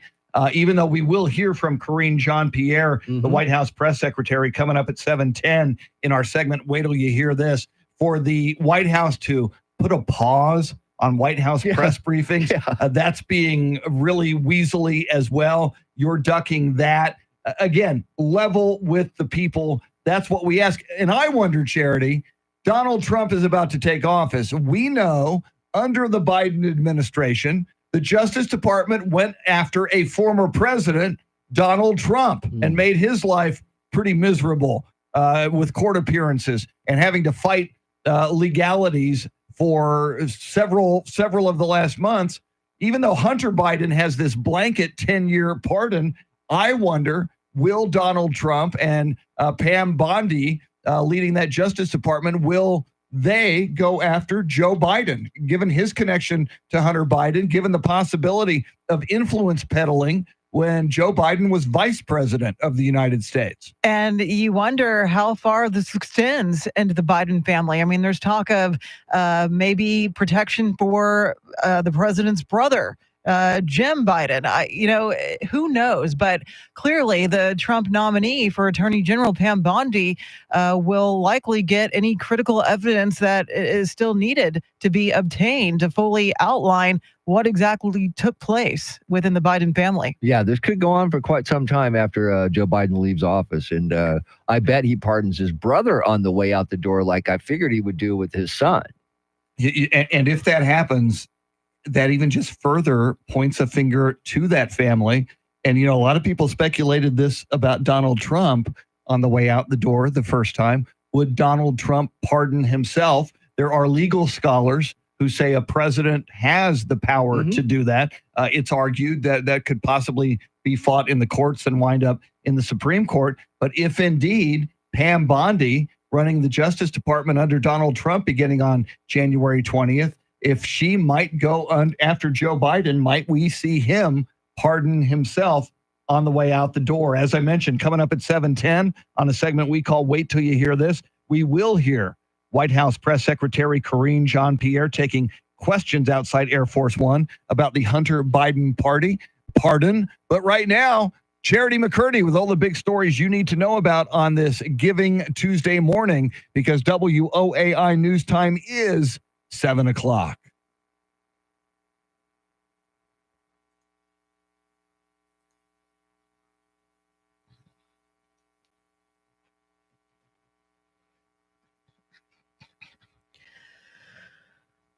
Seven o'clock is our time. San Antonio's first news. Good Tuesday morning. I'm Charity McCurdy. Among our top stories, more on Biden's pardon of Hunter, and the race for San Antonio mayor is shrinking. First, traffic and weather together every 10 minutes in mornings.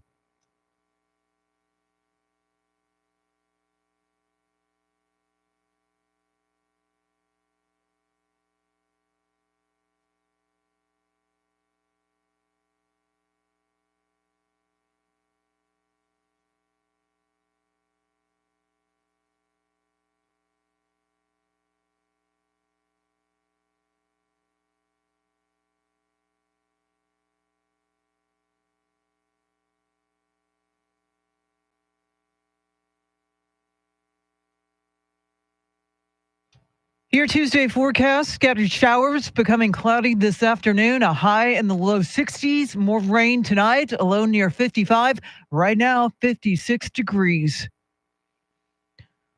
The White House says President Biden decided in the last few days to pardon his son Hunter. Fox's Jared Halpern has more. Questions centered on why President Biden abruptly reversed months of pledges not to pardon his son Hunter on federal gun and tax violations. He said he came to this decision this weekend, and he said he wrestled with this. White House Press Secretary Karine Jean-Pierre says it's not true the president misled Americans about stepping into a Justice Department prosecution. Two things could be true. You can believe in the Department of Justice system, and you could also believe that the process was infected politically. Even some of the president's allies in Congress are criticizing the pardon. Michigan Democrat Gary Peters says it erodes trust in government. In Washington, Jared Halpern, Fox News. Senate Democrats will hold their leadership elections today on Capitol Hill after losing the majority in the election. Majority Leader Chuck Schumer of New York is expected to coast into his new role as Minority Leader. Dick Durbin of Illinois will also likely retain his position as whip. The number 3 spot is currently held by retiring Senator Debbie Stabenow of Michigan. Minnesota Senator Amy Klobuchar is widely expected to take the position, with New Jersey Senator Cory Booker taking the 4th spot. The voting will be done behind closed doors. More reaction to President-elect Trump's nomination of Kash Patel for FBI director. Florida Governor Ron DeSantis believes Patel will reform the FBI in a big way. I think you do owe the president a great deal of deference on his picks. Kash Patel understands the problems with the FBI, and he is a reformer that will not be captured by the bureaucrats.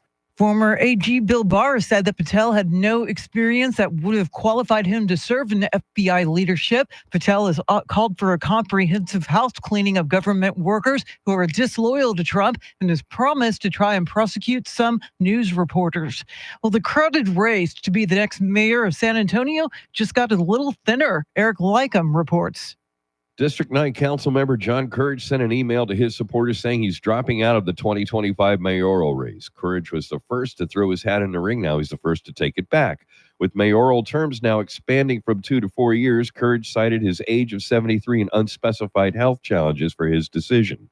He said in a statement, even though he's out of the mayor's race, he's fully committed to serving out his council term. Still in the field, council members Adriana Rocha Garcia, Manny Polaez, businessman Beto Altamirano, and former Texas Secretary of State Rolando Pablos. Courage has not endorsed anyone yet.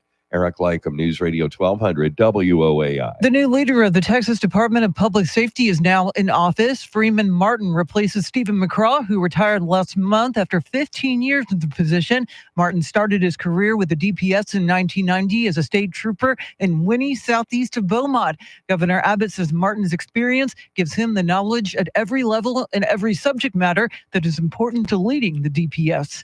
Well, the frenzy of holiday spending takes a moment to focus on generosity today. Fox's Tanya J. Powers has more on this Giving Tuesday. After all the shopping on Black Friday and Cyber Monday, today is all about giving back. Giving Tuesday has become one of the biggest money-raising days of the year for U.S. nonprofits. The group estimates that in 2022 and 2023, $3.1 billion was raised for aid organizations on Giving Tuesday. It was started in 2012 by New York City's 92nd Street Y in partnership with the United Nations Foundation. And in 2019, Giving Tuesday became its own organization. Some nonprofits match funds donated on Giving Tuesday, which launches many end-of-year giving campaigns to encourage people to make their final tax-deductible contributions for the year. Tanya J. Powers, Fox News. It is 7:06. The Spurs take on the Suns tonight in the NBA Cup. The voice of the Spurs, Bill Schoening, has more in today's Spurs Insider, brought to you by Germ Logic.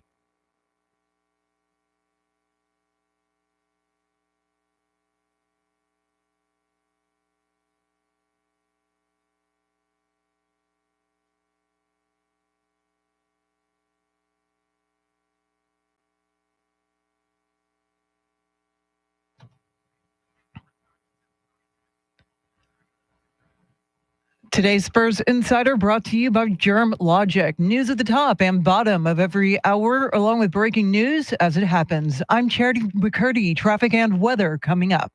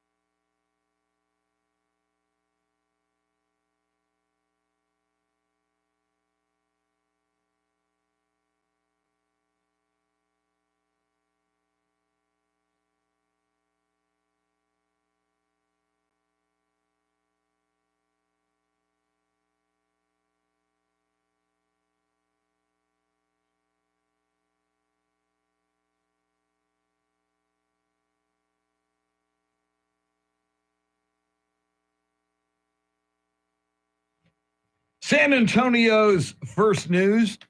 Charity McCurdy, Mr. T, Tim Merriman, Charlie Parker in the building. In fact, he'll join us this hour at 7:50. I'm Chris Duell, Andrew Zimmel, and EJ Pacheco flying the Millennium Falcon. Andrew directing our YouTube stream.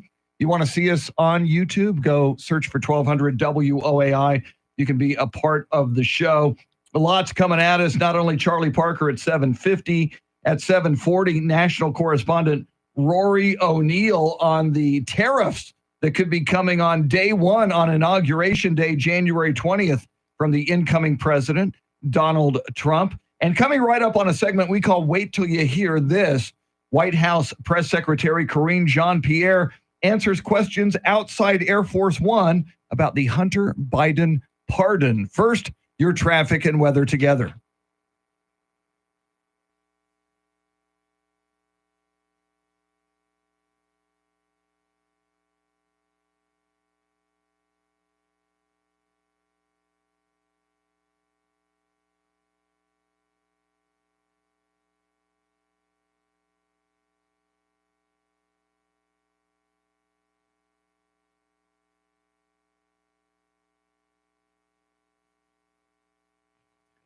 Showers this morning, cloudy this afternoon, highs in the low 60s. Tomorrow, chance of showers early, clouds later in the day, highs in the mid to upper 60s. Thursday, a chance of showers, cloudy, highs in the low 60s. It is 51 degrees in Kerrville, Texas, 53 in New Braunfels, and 53 right here at the Radio Ranch. WOAI News Time, 7:11. Little Michael McDonald for charity. Not just for you, but for charity, because charity loves Michael McDonald. Yeah, I'm going to be there. This song recorded not only by Michael McDonald, but originally by his buddy Kenny Loggins. Yes. You can learn all of that on Yacht Rock, Yes, on the documentary. Yes. on Max. Every weekday morning at this time, we span the globe to bring you the constant variety of audio in a segment we call Wait Till You Hear This. And we reported to you yesterday, the White House has decided to pause White House press briefings in the aftermath of the Hunter Biden pardon. But the media reporters caught up to White House Press Secretary Karine Jean-Pierre outside Air Force One yesterday, where she answered questions about President Joe Biden's pardon of his son, Hunter. Let's listen. Could those statements now be seen as lies from the American people? Is there really a credibility issue here given now this announcement? First of all, one of the things that the president always believes is to be truthful to the American people. That is something that he always truly believes. And if you see the end of his, I assume that you've read his statement, and you look at the end of that statement, and he actually says that in the first line in the last paragraph, and respects the thinking and how the American people will actually see this in his decision making. And I would encourage everyone to read in full the president's statement. I think he lays out his thought process. He lays out how he came to this decision. He came to this decision this weekend. So let's be very clear about that. He says it himself. It's in his voice. He said he came to this decision this weekend. And he said he wrestled with this. And because he believes in the justice system, but he also believes that the war politics infected the process and led to a miscarriage of justice. This is his words. I'm just repeating what the president said. He also said that no reasonable person, if you are looking at this in a good faith way, if you are looking at the facts of Hunter's cases and you can't reach any other conclusion, right? All right, paging George Orwell. That is Karine Jean-Pierre, the White House press secretary outside Air Force One yesterday. And Charity, she leads by saying, one of the things the president always believes is to be truthful to the American people. That's what's Orwellian about this. He lied. He said he would not pardon Hunter, and he lied, and he did. Now, I know the spin now, and you just heard Karine Jean-Pierre say it. Oh, he just came to this decision over the weekend. I don't believe that either. And one of the hallmarks of an Orwellian speak is we're going to tell you one thing, and then we're going to tell you it is something else. So what Joe Biden just did after lying to you about pardoning his son. He went ahead and did it. But we want to tell you that a big part of who he is never lying to you, the American people. This is going to be his lasting legacy as he ends his presidency. I mean, and it's amazing because apparently in the days before this pardon was issued, Hunter Biden's attorneys were circulating a 50-page document outlining the 6-year investigation of Hunter and blaming Trump and Republicans essentially for being the driving force behind his legal trouble. So the crack, the cocaine, no, the prostitutes, no, nothing to see here. That wasn't Hunter's fault. Yeah, not to mention all the video evidence and pictures that he had of him, committing all these crimes. That's not enough to convict anybody, but his dad's a liar, apparently. My goodness. And as Charity mentioned earlier, this could be just the tip of the iceberg. A pardon for Joe Biden's brother could be coming, and we'll just see where all this goes. And the amazing thing here, we've been talking about it all morning long, not just Republicans criticizing this pardon, but Democrats criticizing it as well. It has bipartisan anger now. A bipartisan backlash is afoot. Coming up, it is Giving Tuesday. So we're asking you on the Talkback feature of the free iHeartRadio app, what is your charitable organization of choice? Give it a shout out on the 50,000 watt blowtorch. People will become more aware of it and perhaps inspired to give on this Giving Tuesday. We'll get you caught up on headlines, traffic, weather, and more. WOAI News Time 7:15.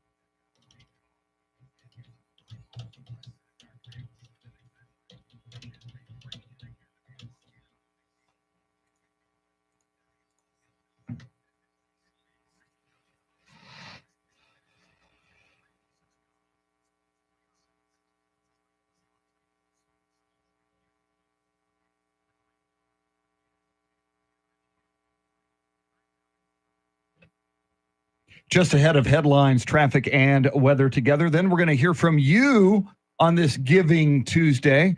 What charitable organization is near and dear to your heart? And Mr. T, you've got some music to get us in the mood. I do, and hopefully this gets everybody's pocketbook out, and they can start pulling their wallet out and paying for some stuff, giving people some money. Here it is. Happy Giving Tuesday. Give me love, give me love. Give it your all. Give a little bit. Give it away, give it away. Give it all. Give it away, give it away, give it away now. Never gonna give you all we are saved. can be really fun. Give. Giving Tuesday. We'll hear from you in a second. But first, Charity McCurdy, what stories are you following?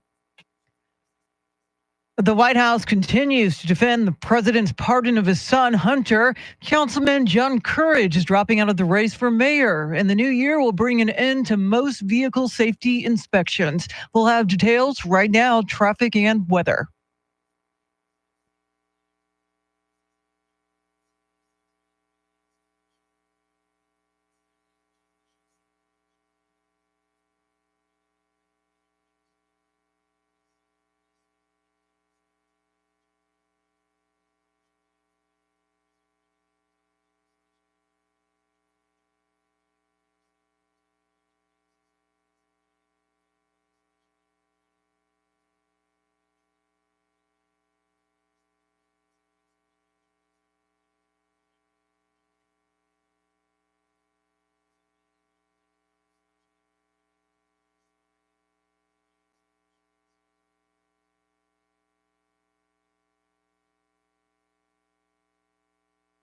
Showers this morning, cloudy this afternoon, highs in the low 60s. Tomorrow, chance of showers early, clouds later in the day, highs in the mid to upper 60s. And then on Thursday, cloudy with a chance of rain, highs in the low 60s.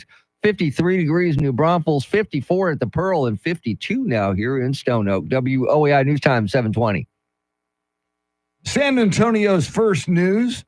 Normally at this time, you'll hear Mike Opelka from the Pure Opelka podcast. Now, you will still hear him this morning. It'll be in just about an hour at 8:20. Mike Opelka will join us. He is on the air at another radio station across the country this morning, so we'll grab him when he's free, and that'll be 8:20 this morning. You don't want to miss it. This morning on our Talkback feature, we have been asking you, it is Giving Tuesday, so we want to know, what is your charitable organization that is near and dear to your heart that you'd like to tell people about and ask them to perhaps give to charity? How do they get us that information? The absolutely free iHeartRadio app. Download it if you don't have it already. When you get it, launch it, search 1200 WOAI, and you look for that red circle. That's the Talkback feature. Hit it 30 seconds to sound off. And here are just a few from this morning. My favorite charity is the Ronald McDonald House. They helped us out when my daughter had surgery. And the important thing when you're donating to a charity is look at how much of your money is actually going to administrative costs and how much actually goes towards the intended purpose. The Ronald McDonald House sends almost all their money to do the job that they're doing. Good morning, WAI family. This is Dana. My favorite charity is Meals on Wheels. I don't have a lot of money to give, but I have a little time to help with the delivery of a good meal and a friendly visit. Some of these people don't see someone every day, so I like to think the gift of time is worth just as much as money. So if you all who are blessed can help, please consider Meals on Wheels this Giving Tuesday so people like me can continue delivering your much appreciated contribution. Thanks and have a great rainy day. Good morning, WOAI news crew. Welcome back, Charity. Yes, my Christmas tree is up. Everybody that came in for Thanksgiving brought an ornament and decorated it for me. And our charity is the Food Bank and Elf Louise. We split it in the middle. Have a great day. Be careful. Actually topped out at $56 billion. I thought, wow, who's that? Yeah. Who's that person I talking like about that one, 56 though. billion? Maybe Elon Musk is involved. A couple of things jump out at me from those people we just heard from, Charity. First of all, shout out to Dana, Amen, who is volunteering for Meals on Wheels. I got to know a little bit of that organization. We looked into it at one point for my mom when she still lived alone. We wound up not using it because we were able to help our mom, within our family. But my goodness, they do good stuff, man. Yes, they do. And the gentleman who talked about the Ronald McDonald House, he made a great point. When you're giving to a charity, find out how much money actually goes to the charity itself, how much they spend on administrative costs. With the Elf Louise Radiothon coming up a week from this weekend, December 13th and 14th, we talk about it all the time, Charity. About 98%, 98 cents out of every dollar donated to the Elf Louise Christmas Project goes to buying Christmas toys for those children. Yeah. And, if you don't have money to donate today, time is just as Amen. valuable. And the Amen. Elf Louise Christmas Project relies on volunteers. And again, these nonprofit organizations, they rely on the community not only to open their wallets, but also their hearts and to keep their critical organizations going. And this is what it's all about on this Giving Tuesday. And this really sets the mood leading into the holiday Christmas spirit. It does. And if you think you don't have the time to give to an organization and you think, well, what can I do? I don't have the money. Give blood.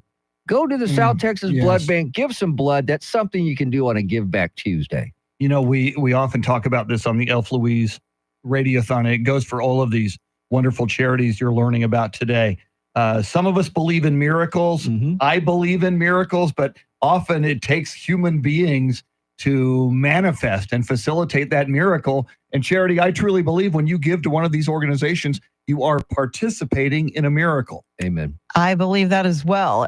You pay it forward, spread kindness, make it contagious. I really feel like, and especially social media, that's a great way to spread the word on this Giving Tuesday and maybe make people aware of nonprofit organizations in our own community that they may not know about, and that could maybe help them and their families. And just remember, every little bit helps.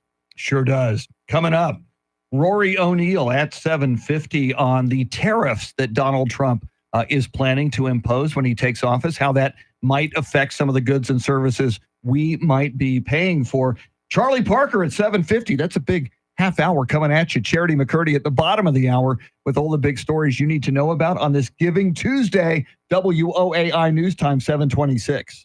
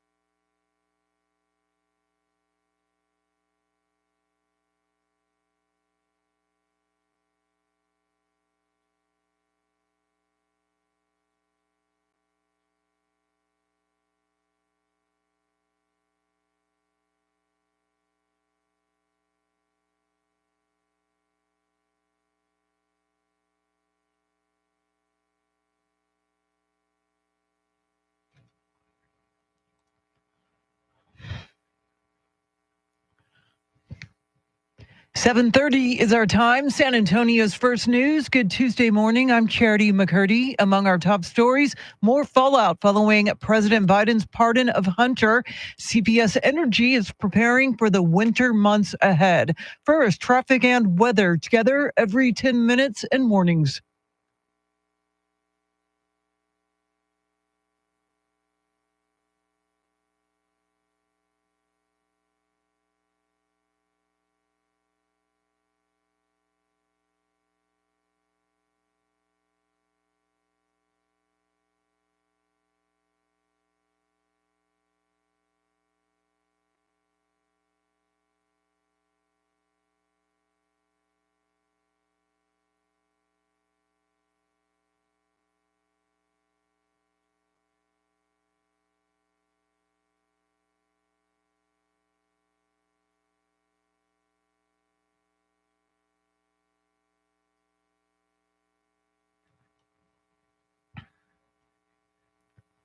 Your Tuesday forecast, scattered showers, cloudy this afternoon, a high in the low 60s, rain late tonight, a low of 55. Right now, 55 degrees. Well, many are shocked by President Biden's pardon of his son Hunter after previously promising he wouldn't do it. Fox's Kevin Cork has more.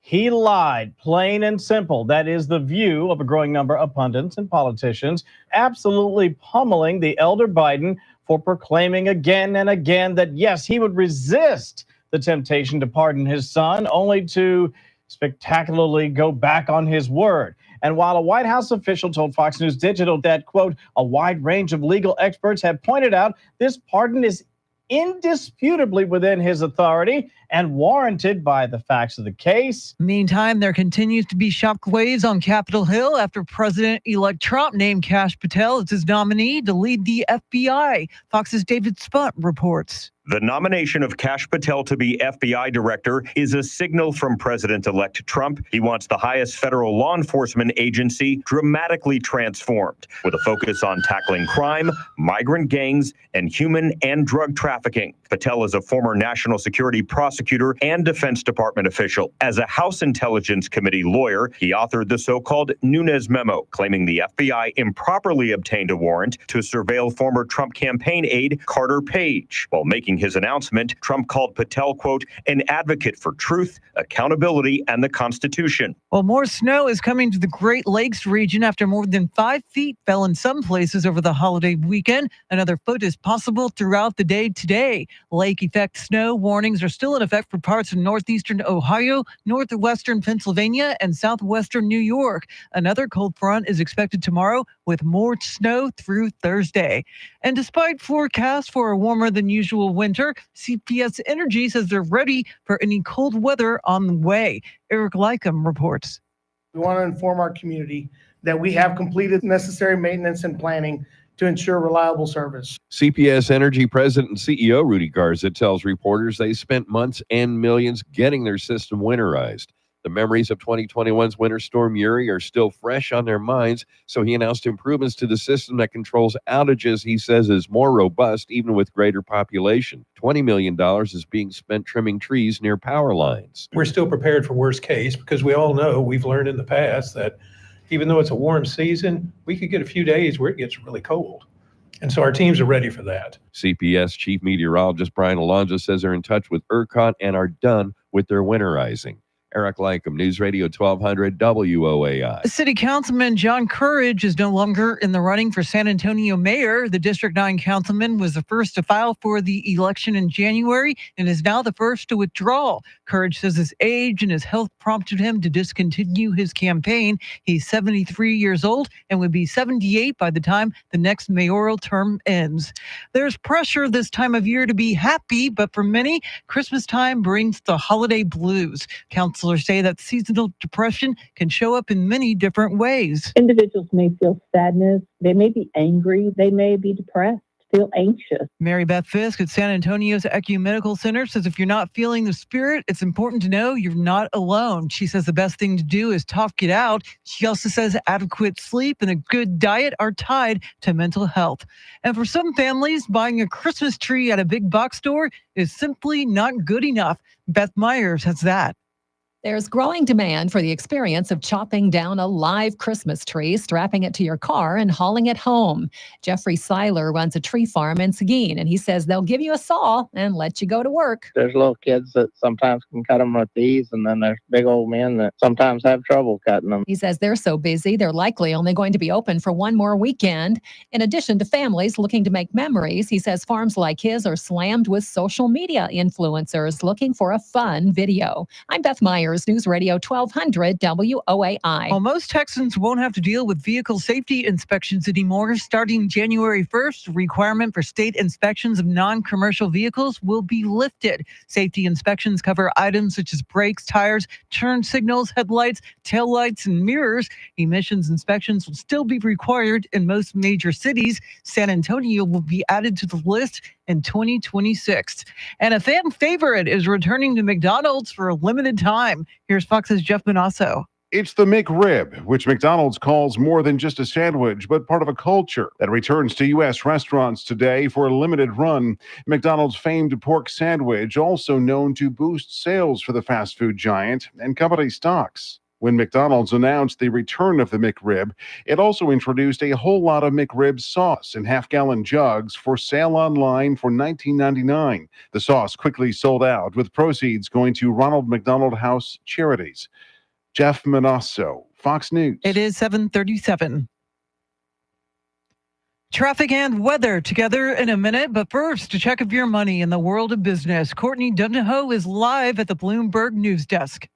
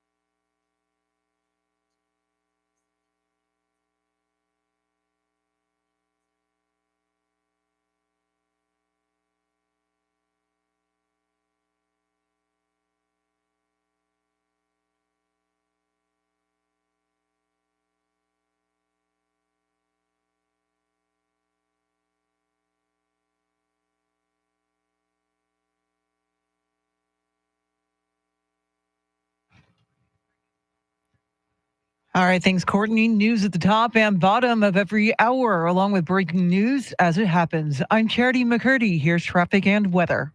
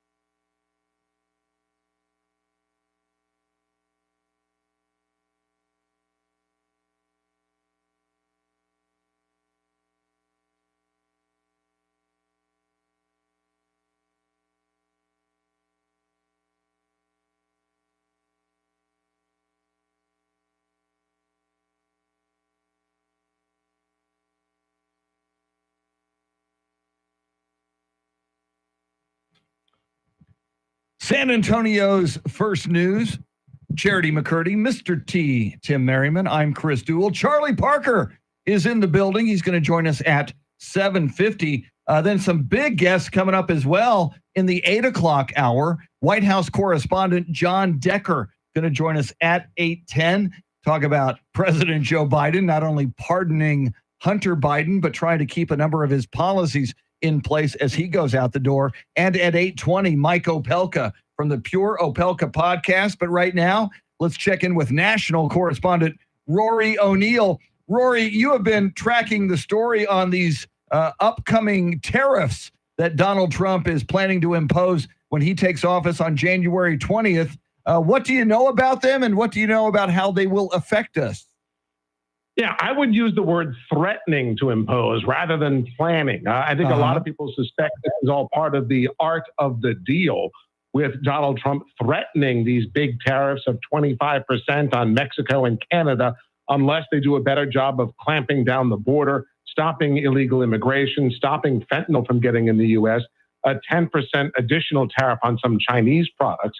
But this is, we believe, part of his negotiating strategy. And it already got the Canadian Prime Minister to run to Mar-a-Lago with his tail between his legs on Friday. So maybe they'll make some progress there. However, if some of these tariffs are imposed, even for just a short time, there are some recommendations that the experts are making saying, you know what, take advantage of some of these holiday sales. It might be a good time to stock up. Yeah, Rory, I wonder if some retailers are using this tariff threat to drum up business during the holiday shopping season. Yeah, it certainly could be. Look, especially on those bigger ticket electronics items, this may be a good time to upgrade your phone right now, or maybe get a gaming console if that's on someone's Christmas list. Get that stuff now before January 20th, because you may find that there are higher tariffs that are imposed. And we're talking saving a couple $100 maybe on a washer dryer or a refrigerator. So it could really add up. But it's also the toaster oven, the vacuum cleaner, the hair dryer. So maybe you can save $10 or so here and there, but maybe take advantage of sales for the holidays as well. So really save. So what are some of the everyday items that we use that could be, affected by these tariffs? Yeah, I mentioned things like the small appliances, the hair dryers and the toasters. Personally, what I would follow is what's happening with Canada. We import a lot of our oil from Canada. It's a kind of oil you can't get in Texas. So it's an important part of our energy picture is importing this oil from Canada, and timber as well, lumber, the wood you use to build a house. That stuff could be going up. But really the raw ingredients, the raw materials we make for many of our products come in from Canada. And that could really be a push in prices higher across the board. We just went through one of the highest periods of inflation on record. We're just starting to come out of that. Some of these higher tariffs could really have an inflationary impact.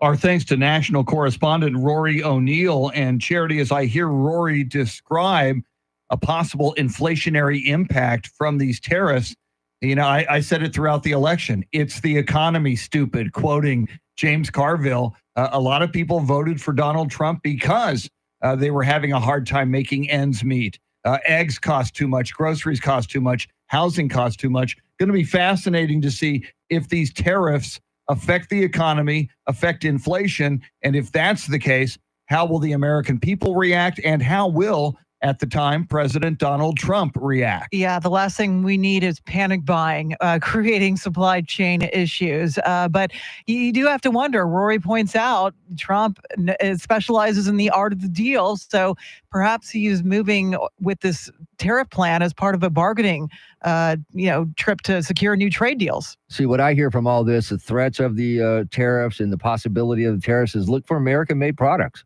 Try to buy American-made products, and maybe you won't have to pay that extra. Amen to that. Coming up, he is American-made. He is the one and only Charlie Parker. He joins us in studio. We'll get you caught up on headlines, traffic, and weather before that. WOAI News Time, 7:45.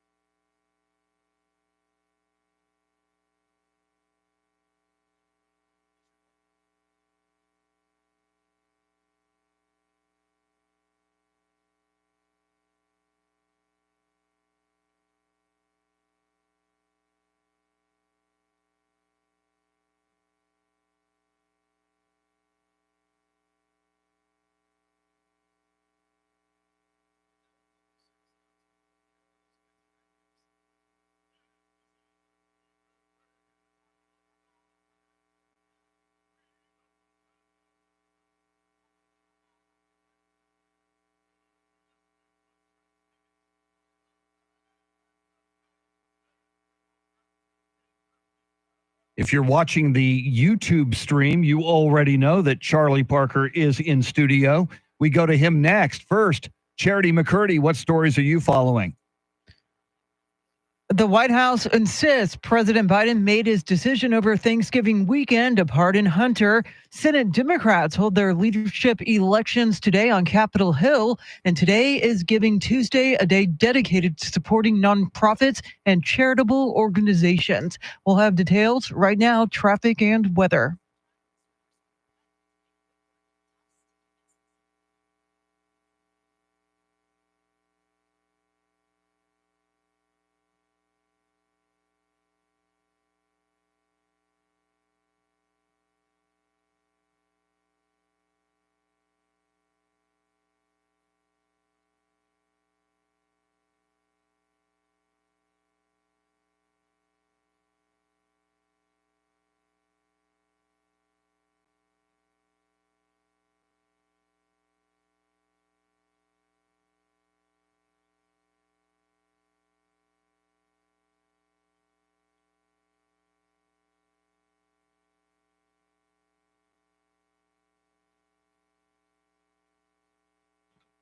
Showers this morning, cloudy this afternoon, highs in the low 60s. Tomorrow, showers early with cloudy skies later in the day, highs in the mid to upper 60s. Thursday, cloudy, slight chance of showers, highs in the low 60s. It is 52 degrees in Lavernia, 54 in Alamo Ranch, and 53 here at the Radio Ranch. WOAI News Time, 7:51.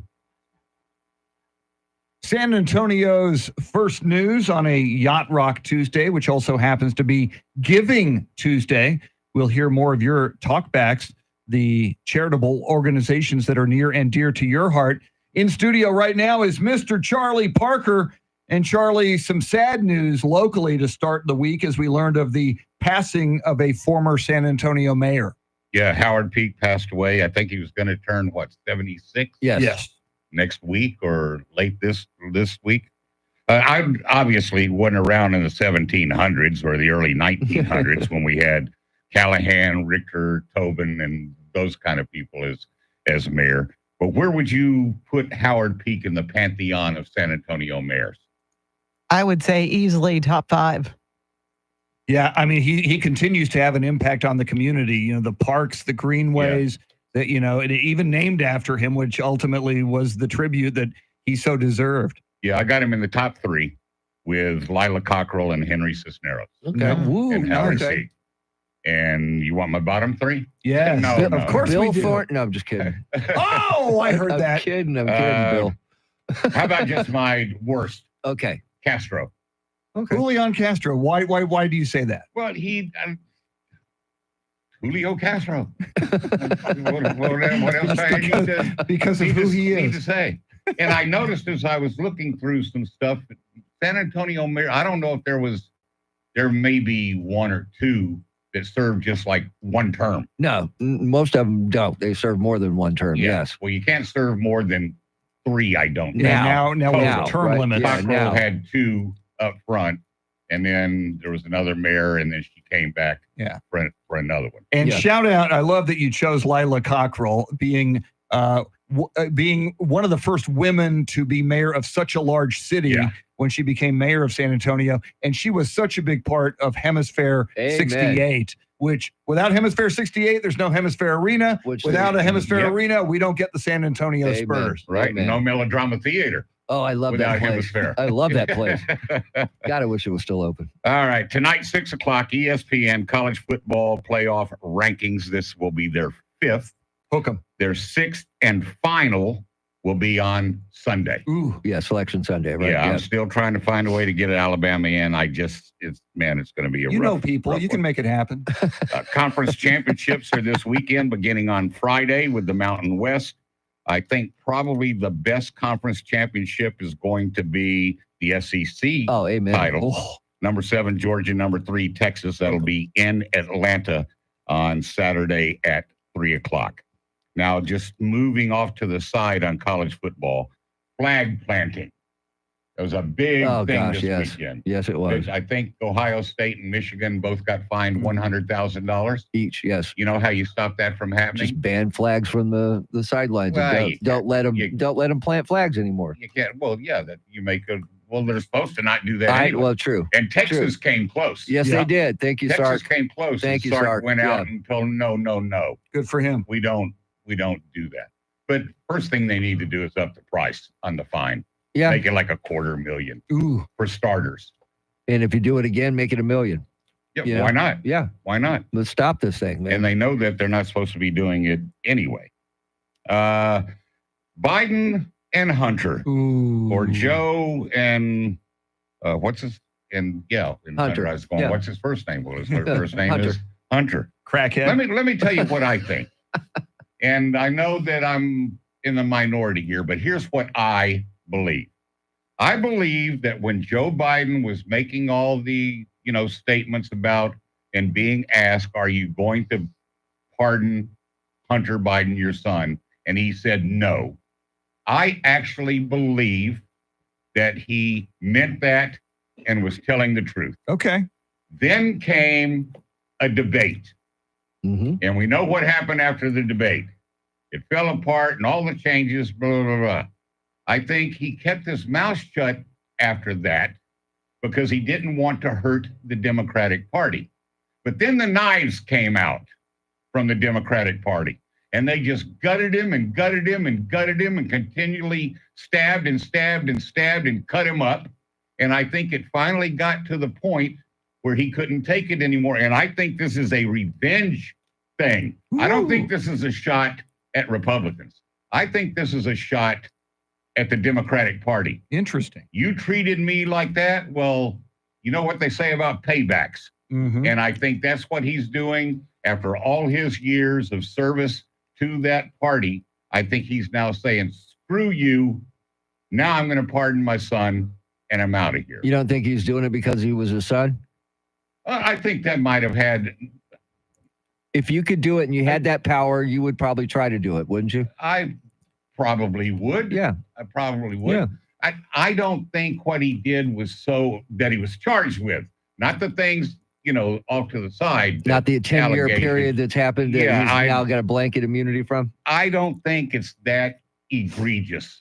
Those kind of things that he's charged with or was found guilty of are probably happen 100 times a day to people in this country. They Regular don't have people, somebody yes, that yes. can pardon them. Well, and tax or whatever. evasion is pretty big. That's really big, yes. Yeah. And I'm looking forward to see when Trump pardons all the January 6th people, if the fallout is going to be the same.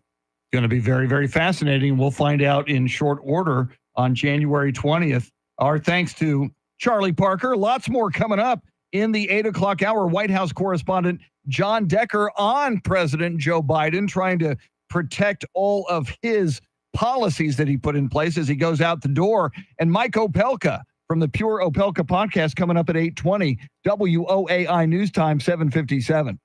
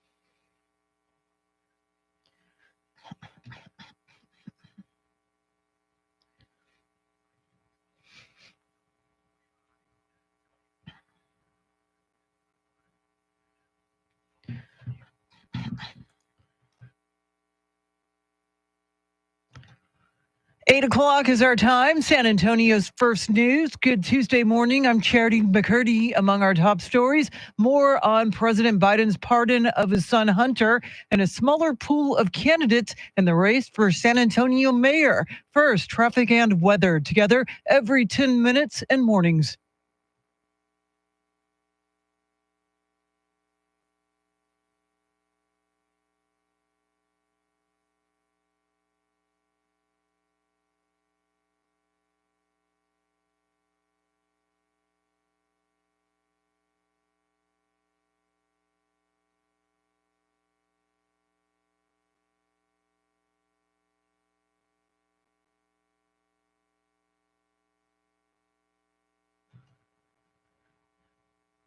Your Tuesday forecast, scattered showers this morning, cloudy this afternoon, a high in the low 60s. Tonight's low 55 with more rain.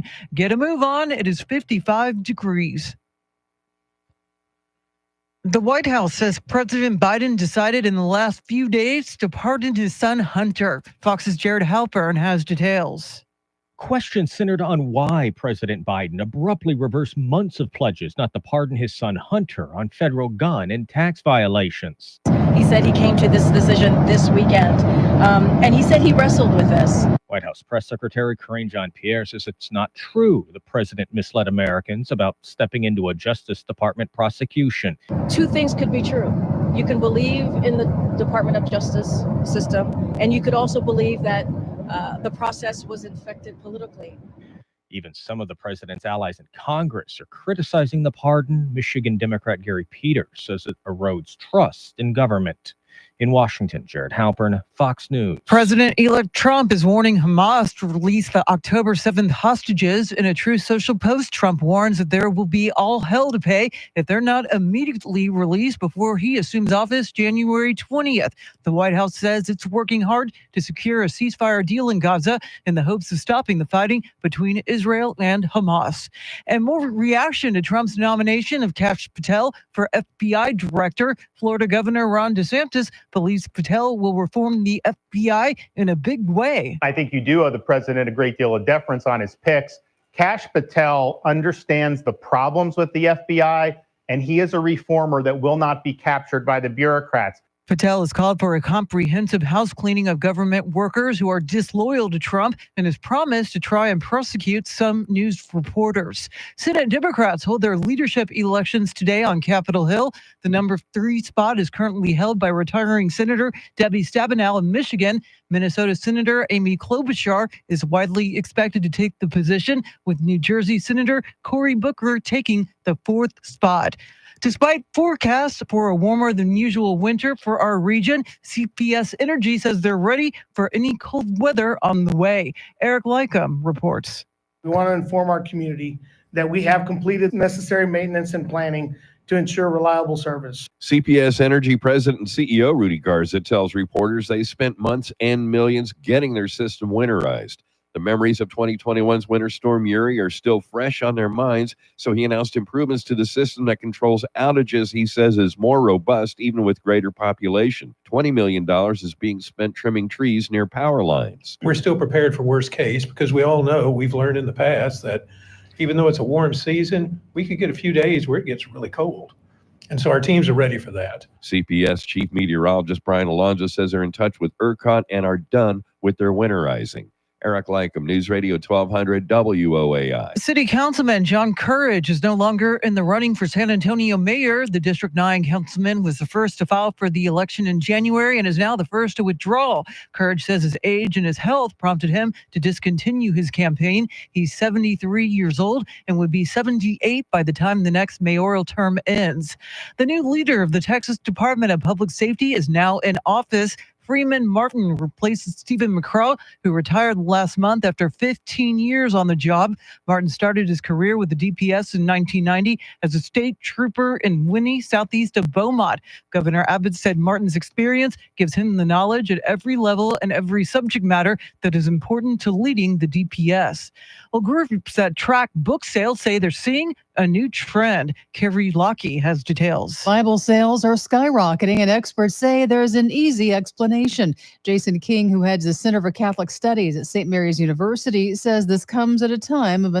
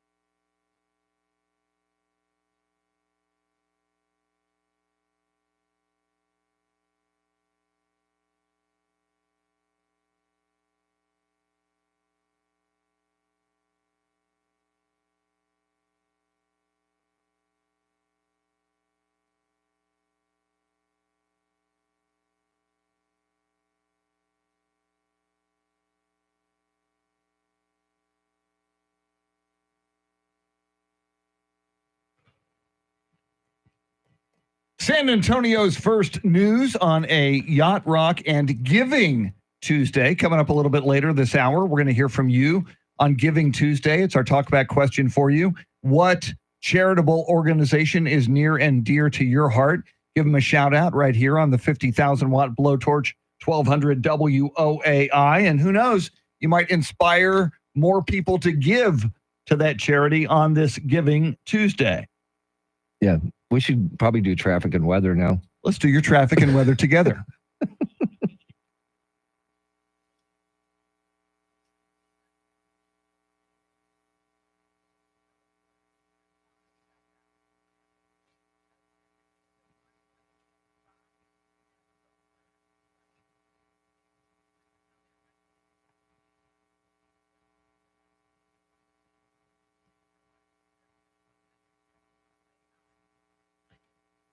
Showers this morning, cloudy this afternoon, highs in the low 60s. Tomorrow, showers early, cloudy later in the day, highs in the mid to upper 60s. And then on Thursday, clouds, slight chance of a shower, highs in the low 60s. 50 degrees in Kerrville, Texas, 53 at Alamo Ranch, and 52 right here at the Radio Ranch. WOAI News Time, 8:10. San Antonio's first news, big half hour that is upon us now. We are moments away from checking in with White House correspondent and attorney John Decker. Then at 8:20, Mike Opelka from the Pure Opelka podcast, his take on the morning's big stories. But let's check in with White House correspondent, attorney, member of the Supreme Court Bar, John Decker. John, it is the final days of the Joe Biden presidency. And of course, a big story to start the week, the pardoning of Hunter Biden, but also at the same time, the president doing what he can to protect his policies before leaving office. How is he doing that? Well, he's doing it through a number of ways. One, he's trying to get money out the door, money that has already been appropriated, associated with the CHIPS Act, for instance. And as a result, the U.S. officials in the Biden administration are racing to deliver billions of dollars in manufacturing grants to Intel and others to complete a significant portion of the 2022 CHIPS Act that revives U.S. chip manufacturing and production right here on American soil. He's also doing a number of other things related to trying to extend his legacy, funding weapons for Ukraine, a big announcement on that, announced yesterday by the National Security Advisor, Jake Sullivan. He's also pressing for stability in Gaza, the war between Israel and the terrorist group Hamas, now over 1 year in length. And then, of course, winning confirmation of roughly a dozen federal judges. And if he can do that, the judicial confirmations could bring him close to the 234 that Donald Trump accomplished during his first term in office. John, considering Trump will have broad executive authority along with support in Congress, is there really anything standing in his way of reversing or even halting what Biden does in the weeks ahead? Well, he can't do anything about, getting that money out the door. You can't claw it back. Once that money is out the door, it's out the door. But to your point, as it relates to various policies, like executive actions taken by President Biden, they can be undone the moment that Donald Trump is sworn into office. And you may recall when Donald Trump was sworn into office back in 2017, he essentially removed the U.S. from the Paris Climate Change Accord. He removed the U.S. from the Iran nuclear deal. So there are some significant things that Donald Trump can do once he's sworn in to undo some of Joe Biden's policies. What happens to any policies he doesn't get done before he leaves the White House? They're just gone? They're just gone, you try to save your legacy. You may recall during Donald Trump's first term in office, he tried to undo the Affordable Care Act, was never able to do that. I think that, there may be some changes, modifications, but I don't think it's going to be essentially repealed. I think the ACA, Obamacare is here to stay.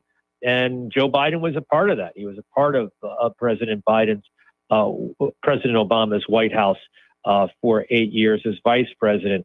But, look, I think he can point to after he leaves office, and he's done this already to a certain extent. He can point to the bipartisan infrastructure law, and we'll see those projects, being put into practice over the course of the next decade or so. So that certainly is a legacy item for Joe Biden.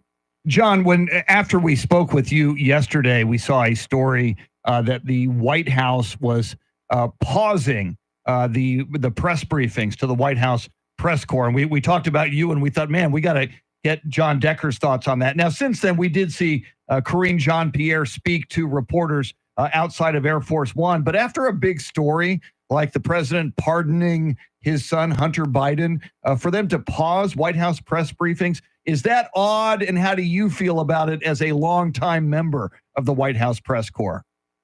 Well, I hope that's not the case. I didn't like it when that occurred during Donald Trump's time in office. Stephanie Grisham at one point was the White House press secretary. In fact, she was White House press secretary for over a year. And during that 1 year that she held that position, she did not hold one White House press briefing. So I certainly hope that's not the case. Karine Jean-Pierre's first opportunity to hold a press briefing in the press briefing room would be this coming Friday, and I hope that she follows through with that. That's one of the responsibilities. You have to be there, not only touting all the good news, but you also have to stand there to explain the bad news. And, this would be her first opportunity to explain, publicly in the White House press briefing room, all of the reasons for the reversal in policy by President Joe Biden in terms of pardoning his son Hunter. We will certainly keep an eye on that. We always appreciate the perspective of White House correspondent and attorney John Decker. Coming right up, Mike Opelka from the Pure Opelka podcast, his thoughts on the morning's big stories. We'll get you caught up on headlines, traffic, weather, and more. WOAI News Time, 8:15.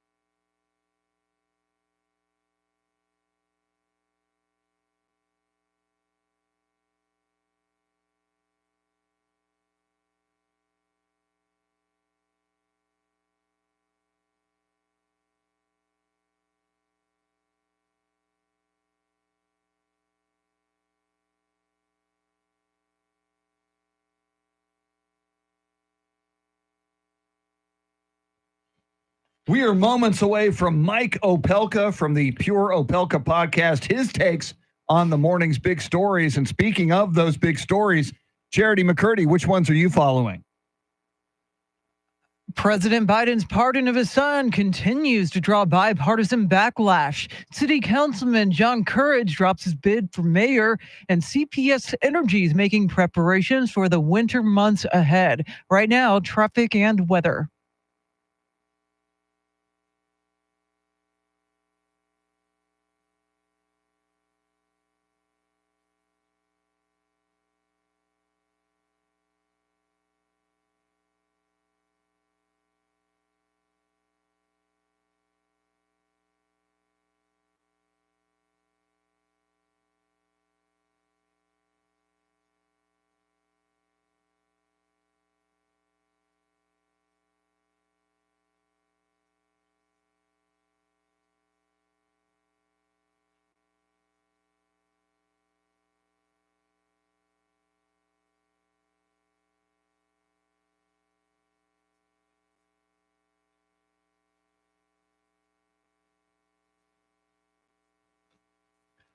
Showers this morning, clouds this afternoon, highs in the low 60s. Tomorrow, showers early, clouds in the afternoon, highs in the mid to upper 60s. And then on Thursday, cloudy, slight chance of showers, highs in the low 60s. 54 degrees at the Pearl, 52 here at the Radio Ranch. WOAI News Time, 820.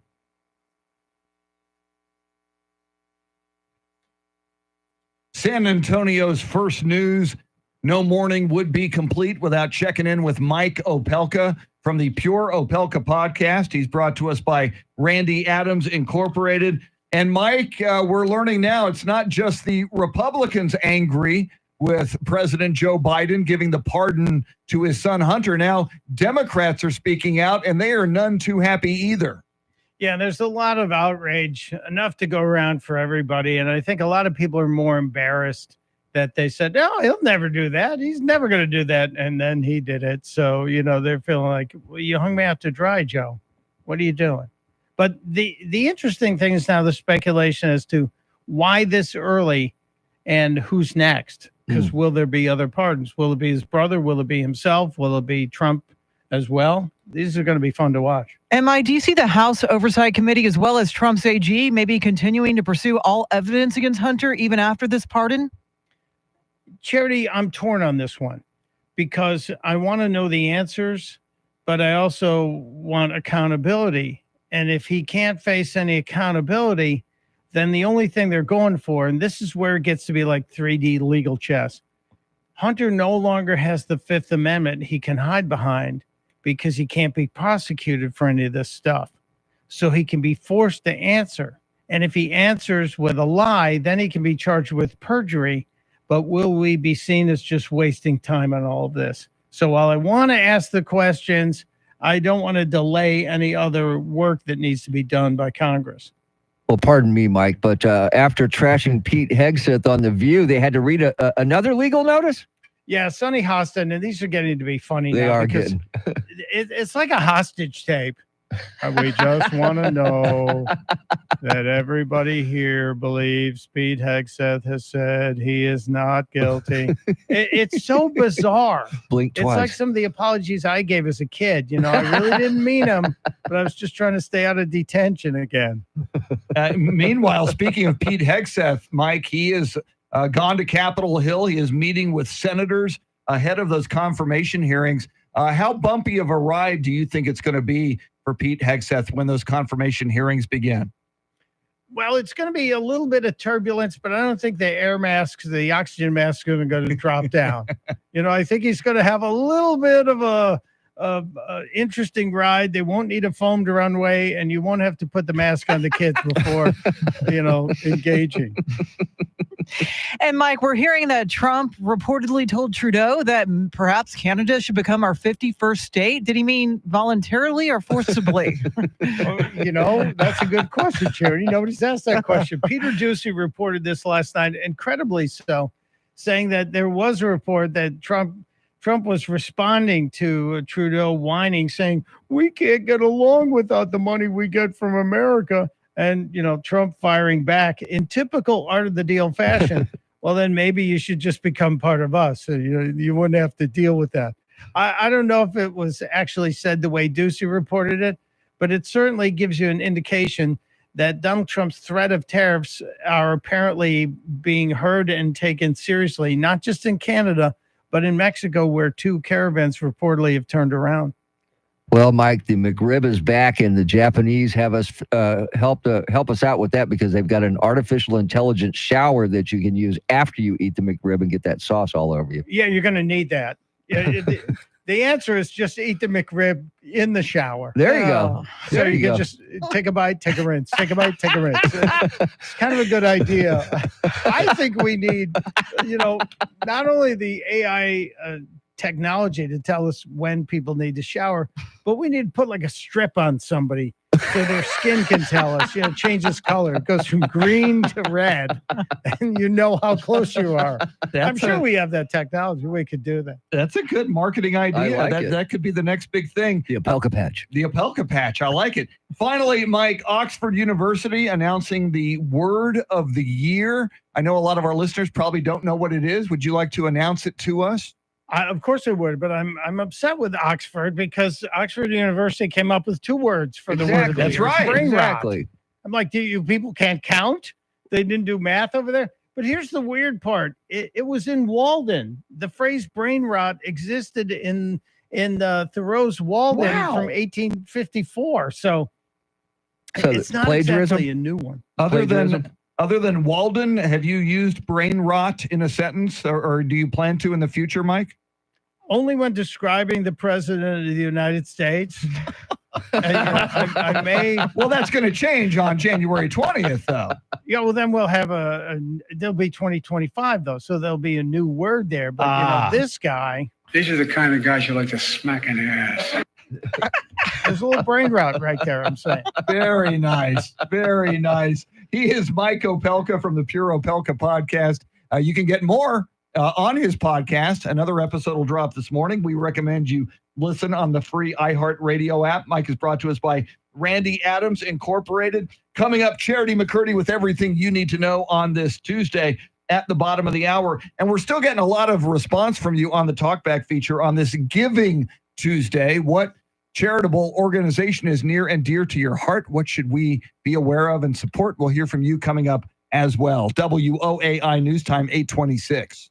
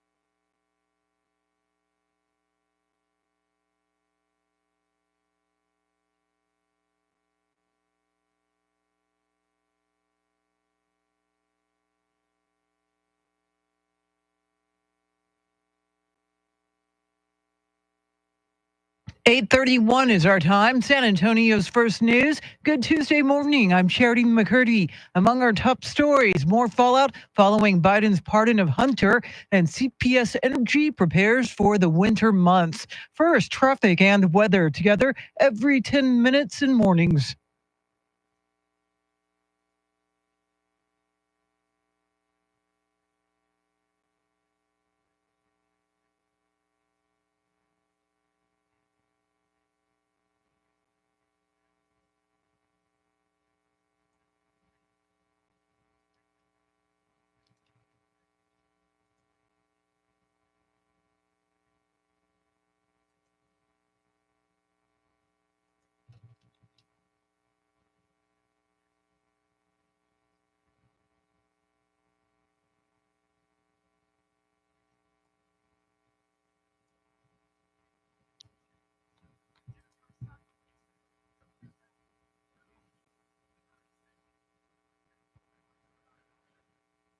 Your Tuesday forecast, scattered showers, cloudy skies this afternoon, a high in the low 60s, more rain likely tonight, a low near 55, right now 53 degrees.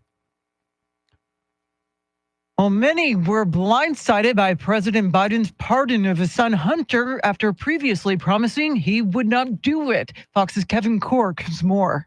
He lied, plain and simple. That is the view of a growing number of pundits and politicians, absolutely pummeling the elder Biden for proclaiming again and again that, yes, he would resist the temptation to pardon his son, only to spectacularly go back on his word. And while a White House official told Fox News Digital that, quote, a wide range of legal experts have pointed out this pardon is indisputably within his authority and warranted by the facts of the case. And users on X, formerly Twitter, have created a community notes underneath President Biden's "No one is above the law" tweet. President-elect Trump says he's headed to Paris this weekend. In a Truth Social post, Trump said he'll travel Saturday to attend the reopening of Notre Dame Cathedral, which has been fully restored after a devastating fire 5 years ago. And there continues to be shockwaves on Capitol Hill after Trump named Kash Patel as his nominee to lead the FBI. Here's Fox's David Sputt.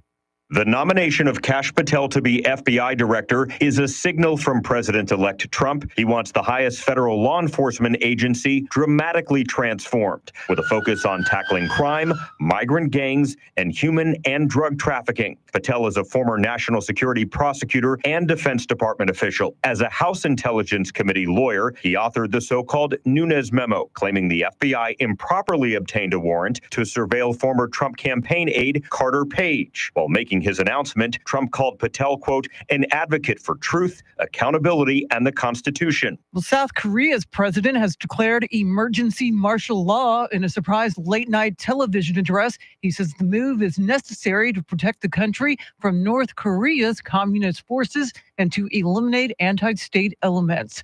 CPS Energy says they're ready for whatever winter weather strikes again. They say they have completed all the necessary planning and maintenance to ensure reliable service to avoid issues experienced last winter. We know exactly what we had trouble with that last time, and we're protecting it a lot differently. We've changed out equipment that we can't use anymore, relays and things that, that didn't work exactly the way they should have. President and CEO Rudy Garza says CPS Energy has made their system that controls rotating outages more robust, and they're investing $20 million toward tree trimming efforts. A proposed Texas Senate bill would make clear that internet lottery sales are illegal. Currently, independent companies can skirt a state law prohibiting the purchase of lottery tickets over the phone. The companies act as brokers who take online orders from players who don't buy the tickets at an actual store.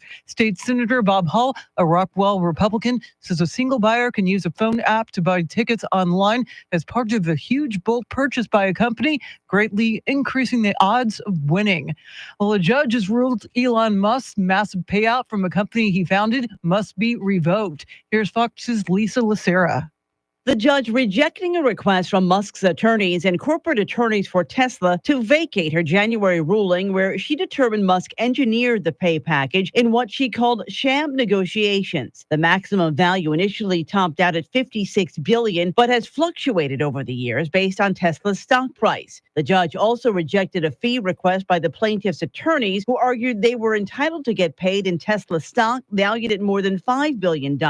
She said they were entitled to $345 million. The rulings came after a lawsuit by a Tesla stockholder who challenged Musk's 2018 compensation package. Defense attorneys for Musk had argued stockholders voted overwhelmingly twice to pay Musk the landmark amount. Lisa Lacera, Fox News. Houston Texans linebacker Azeez Al-Jazir has been suspended 3 games by the NFL after his hit on Jaguars quarterback Trevor Lawrence, which resulted in a concussion.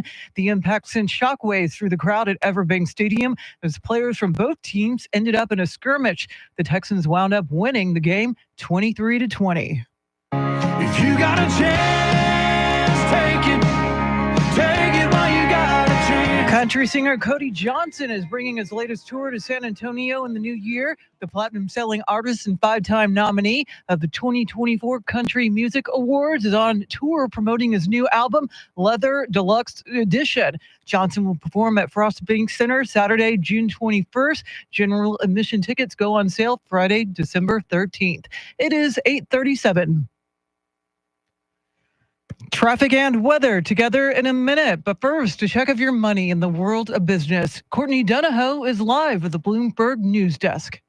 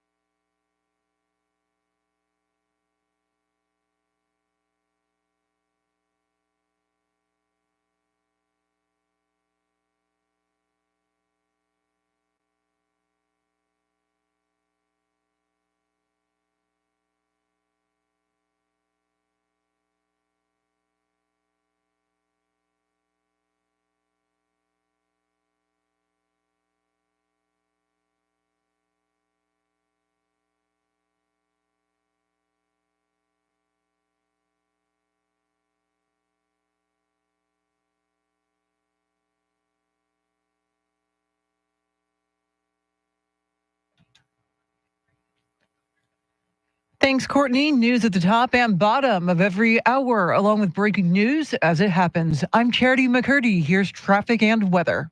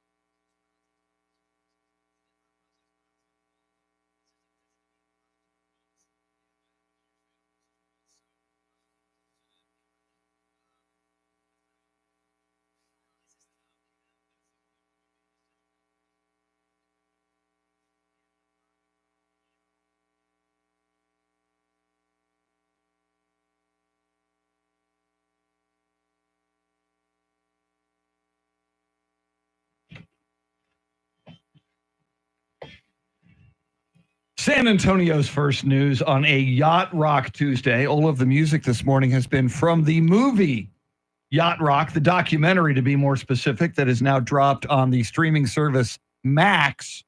But most importantly today, it is a Giving Tuesday. It is Giving Tuesday. We've been talking about it all morning and asking you on the free iHeartRadio app on the Talkback feature. What is your go-to charitable organization? Which one is near and dear to your heart?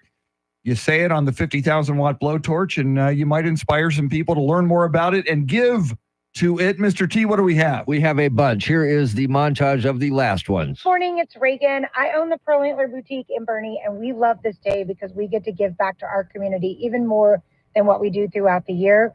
Today, we're going to donate a portion of our sales to 2 charities. The first is going to be the Hill Country Pregnancy Center for the great work that they do in our area.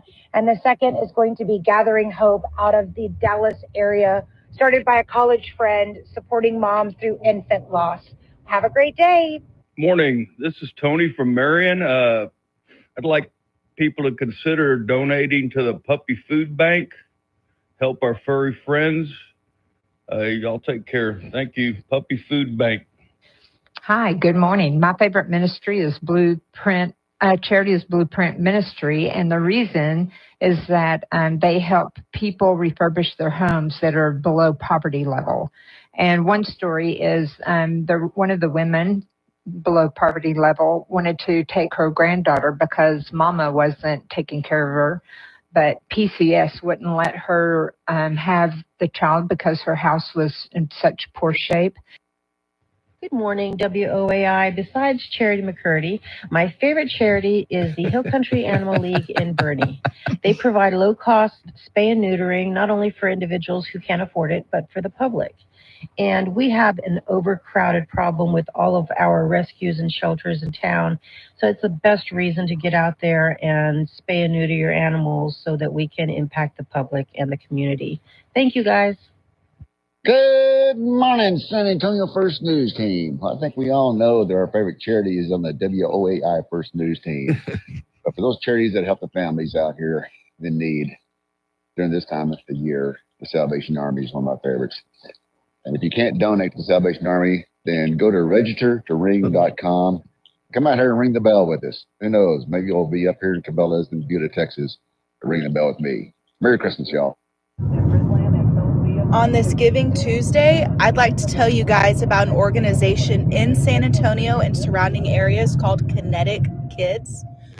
Kinetic Kids is an adaptive and inclusive sport, recreation, fine arts, and educational program for kiddos with varying disabilities in our community all the way up into their 20s. Kinetic Kids. Good morning, San Antonio First News Team. This is Mike from San Antonio. A couple charitable organizations. Being Catholic, the St. Vincent de Paul Society is one. They help families in need throughout the year.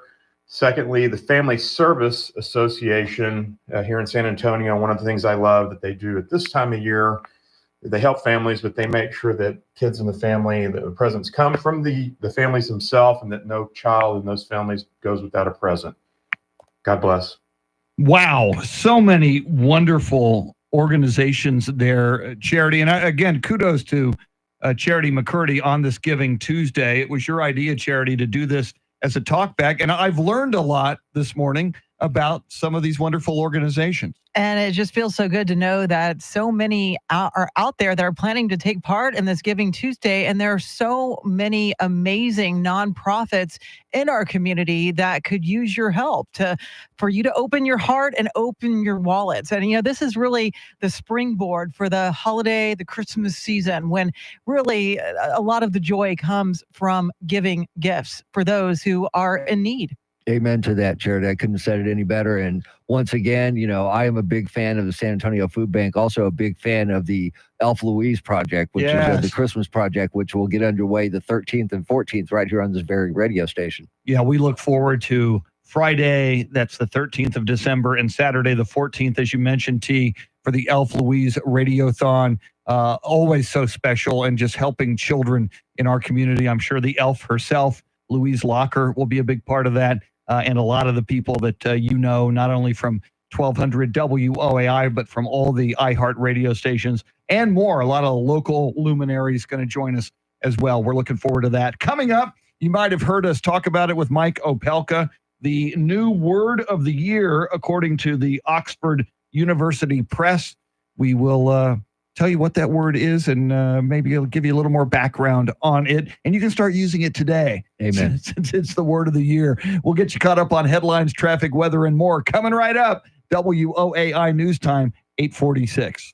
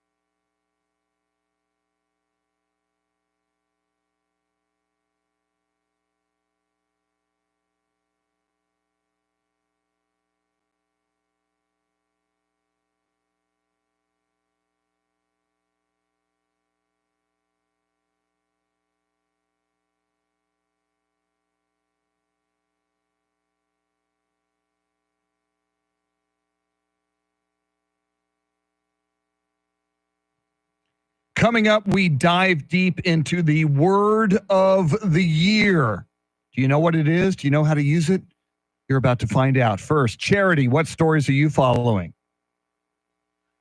Reaction is still pouring in after President Biden said he would pardon his son Hunter. City Councilman John Courage has dropped his bid for mayor, and the new year will bring an end to most vehicle safety inspections. We'll have details right now, traffic and weather.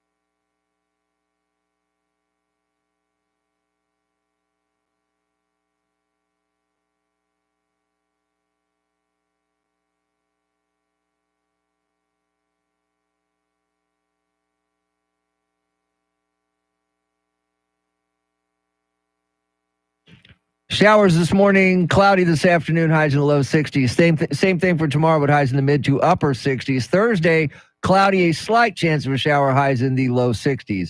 It is 53 degrees in Alamo Heights, 53 degrees in Floresville, Texas, and 52 right here in Stone Oak. WOAI News Time 8:51. San Antonio's first news on a Yacht Rock Tuesday. More importantly, it is Giving Tuesday. We thank you for all of your contributions today, and we thank EJ Pacheco and Andrew Zimmel for doing the heavy lifting technically today. Andrew directing our YouTube stream. You can always check that out. Go to YouTube, search for 1200 WOAI, and you can find it. Well, we talked about it with Mike Opelka about a half an hour ago. We now know the Oxford University Press Word of the Year. And if you're just tuning in, or even if you already know, this will give you a little more background. Mr. T, what do we have? Here we go. Tired of thinking too much? Overwhelmed by those pesky facts and opinions clogging your brain? Introducing Brain Rot, the revolutionary new product designed to free your mind by melting it. Just one dose of Brain Rot will have you staring into the void in no time, blissfully unaware of deadlines. I used to worry about everything. Now with Brain Rot, I just scroll TikTok and argue online about Marvel movies. It's amazing. Brain Rot. Side effects include excessive doom scrolling, obsessing over memes, and forgetting how to spell Wednesday. Brain Rot, because sometimes ignorance really is bliss.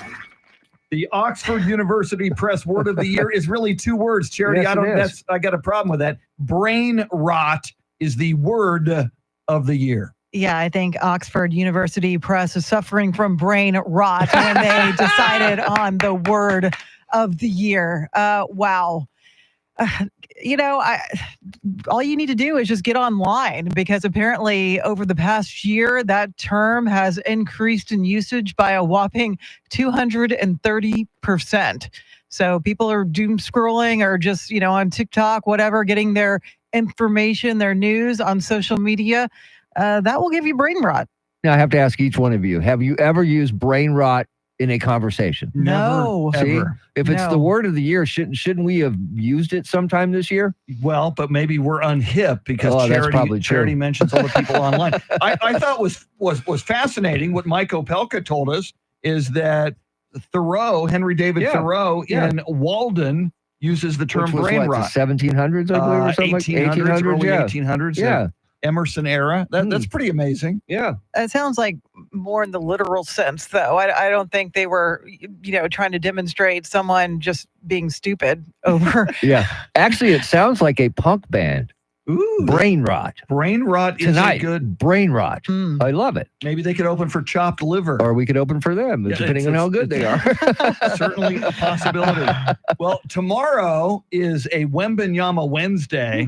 So we're going to give away a family 4-pack of Spurs tickets tomorrow. Who gives us those Spurs tickets? That would be Hill Country Honda, Chris. Yes. Where you get more on 1604. Very, very nice. And by this time tomorrow, we will know if the Spurs have advanced in group play in the NBA Cup into the knockout round, which would be amazing. Would be huge. For this team that won almost no games last season and is getting better and better and better and better. And I keep wondering, when are we going to get an update on Coach Pop? I mean, That's a good the question. team is doing well, but you wonder if Coach Pop is still heavily involved, Oh, I as he guarantee he is. recuperates. I guarantee he is. I don't think even anything can keep him from having his hands on this team. It's a good question, though. We'll continue to look for an update on Coach Greg Popovich. All right, we've got Glenn Beck coming at you in just a few here just after the top of the hour. At the top of the hour, Charity has all the big stories that you need to know about on this Giving Tuesday morning.